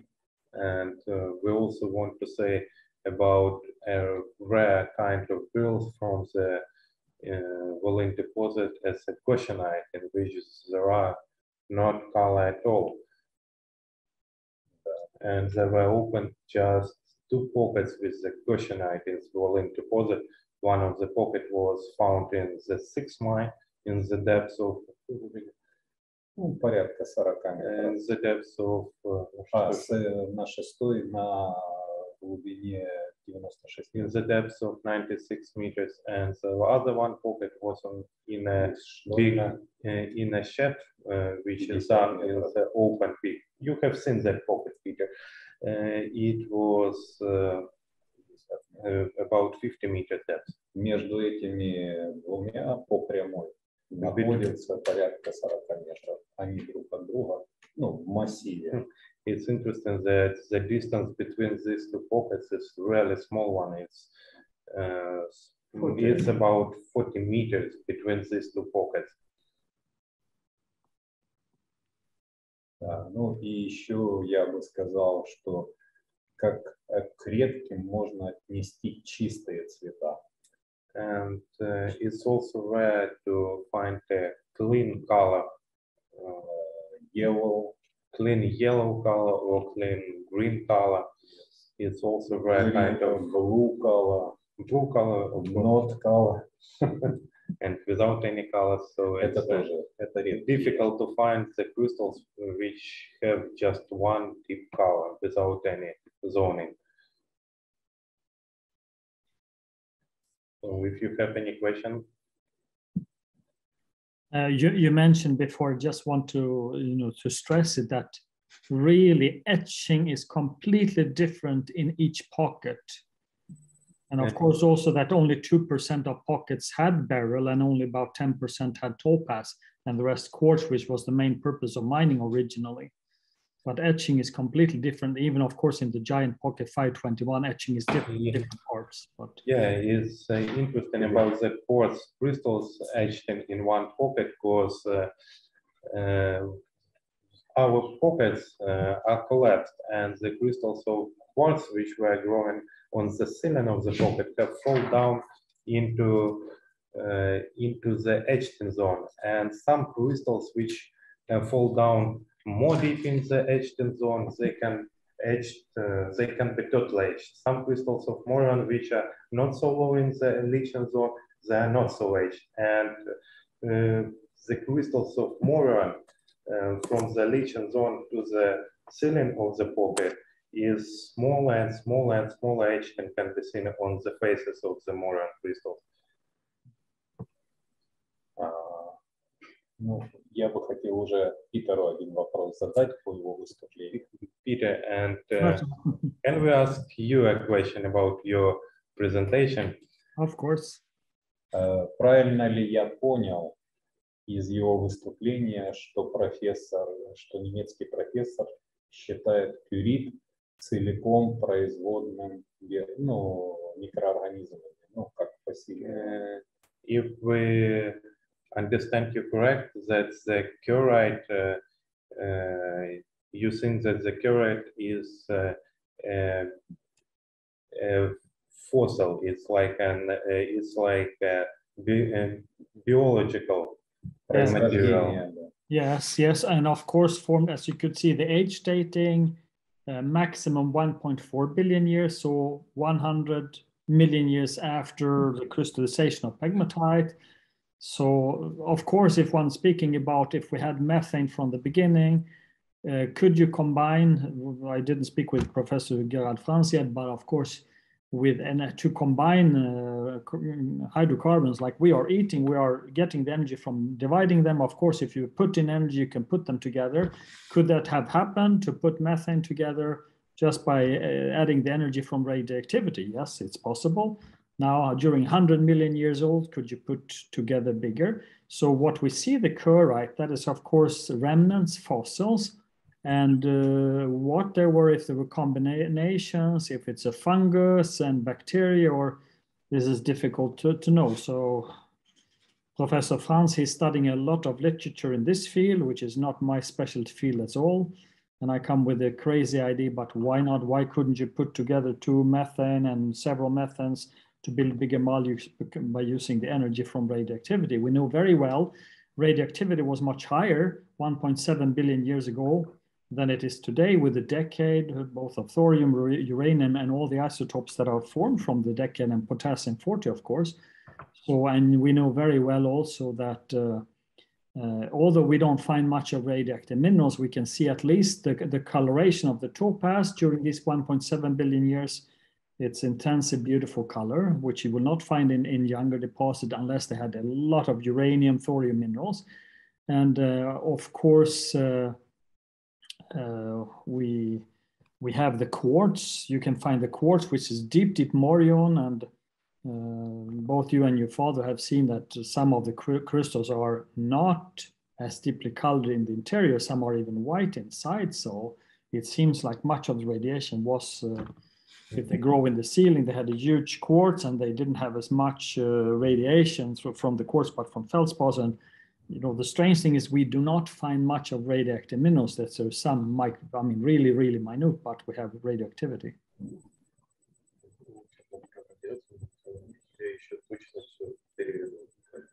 Но мы еще тогда свяжемся лично с Питером и обсудим. So we have to find some more curates for the analysis. Absolutely, да. We will visit our deposit soon. So when mine is reopening, I won't coming as, or maybe I will come now before when the mine is closed, because then we would have time to, without going in the mine, we would have more time to just discuss, you know.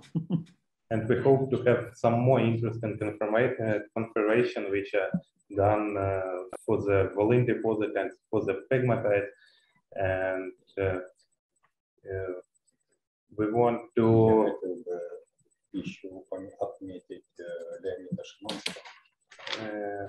and we also want to say thank you to the Leonid Shamansky for the really interesting and Simmons for the really interesting William Simmons for the really interesting scientific material about the pegmatites, especially for the pegmatites from Volyn deposit.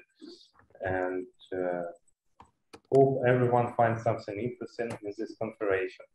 So we want to give a word to the last word to the organizer of the conference, and hope to see you soon. Thank you, everybody. All the best. Thank you very much for participating, to speakers and all the audience. Thank you, everyone. Wonderful series of presentations, very informative and very amazing to see all the gems and the huge chambers. Thank you very much. Great to see everybody. Thank you very much, Kip. So, dear friends, all our participations, thanks a lot for your visiting our conference, and it was our last speech of this conference. Of course, no doubt that it was really very interesting to listening of a talk of Vsevolod and of his son Alexander. They opened it to us all of the Volyn deposit secrets, and if you have any questions and you would like to have more information, we are ready to share this information with you. You can write us in our direct or in a chat, or if for you will be interesting, you can write to their emails.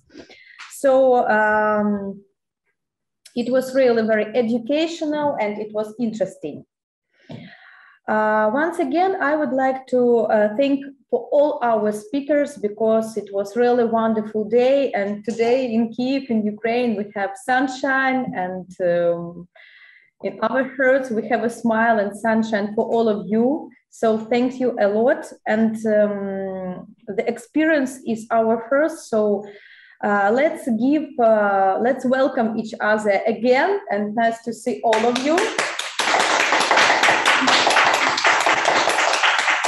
thanks for all of you and for all speakers and participations. And also, I would like to tell you that I know that most of you have our specimens, and of course, most of you are interested in buying and have more information about our beryls, topaz, and quartz.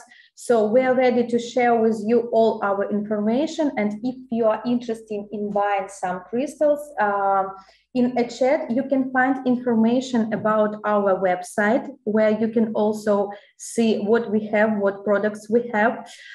Also, we have a social media. You can write us in Instagram or in Facebook, where it will be available for you. So many thanks from our team, Volyn Gems team, that you participate in our first conference of Volyn deposit. We sincerely thank you for joining to our conference, and all for good health, well-being, and new scientific achievements. Bye-bye and see you soon. Bye, everybody. Bye, everybody. Bye, everybody. Thank you very much. Thank you very much.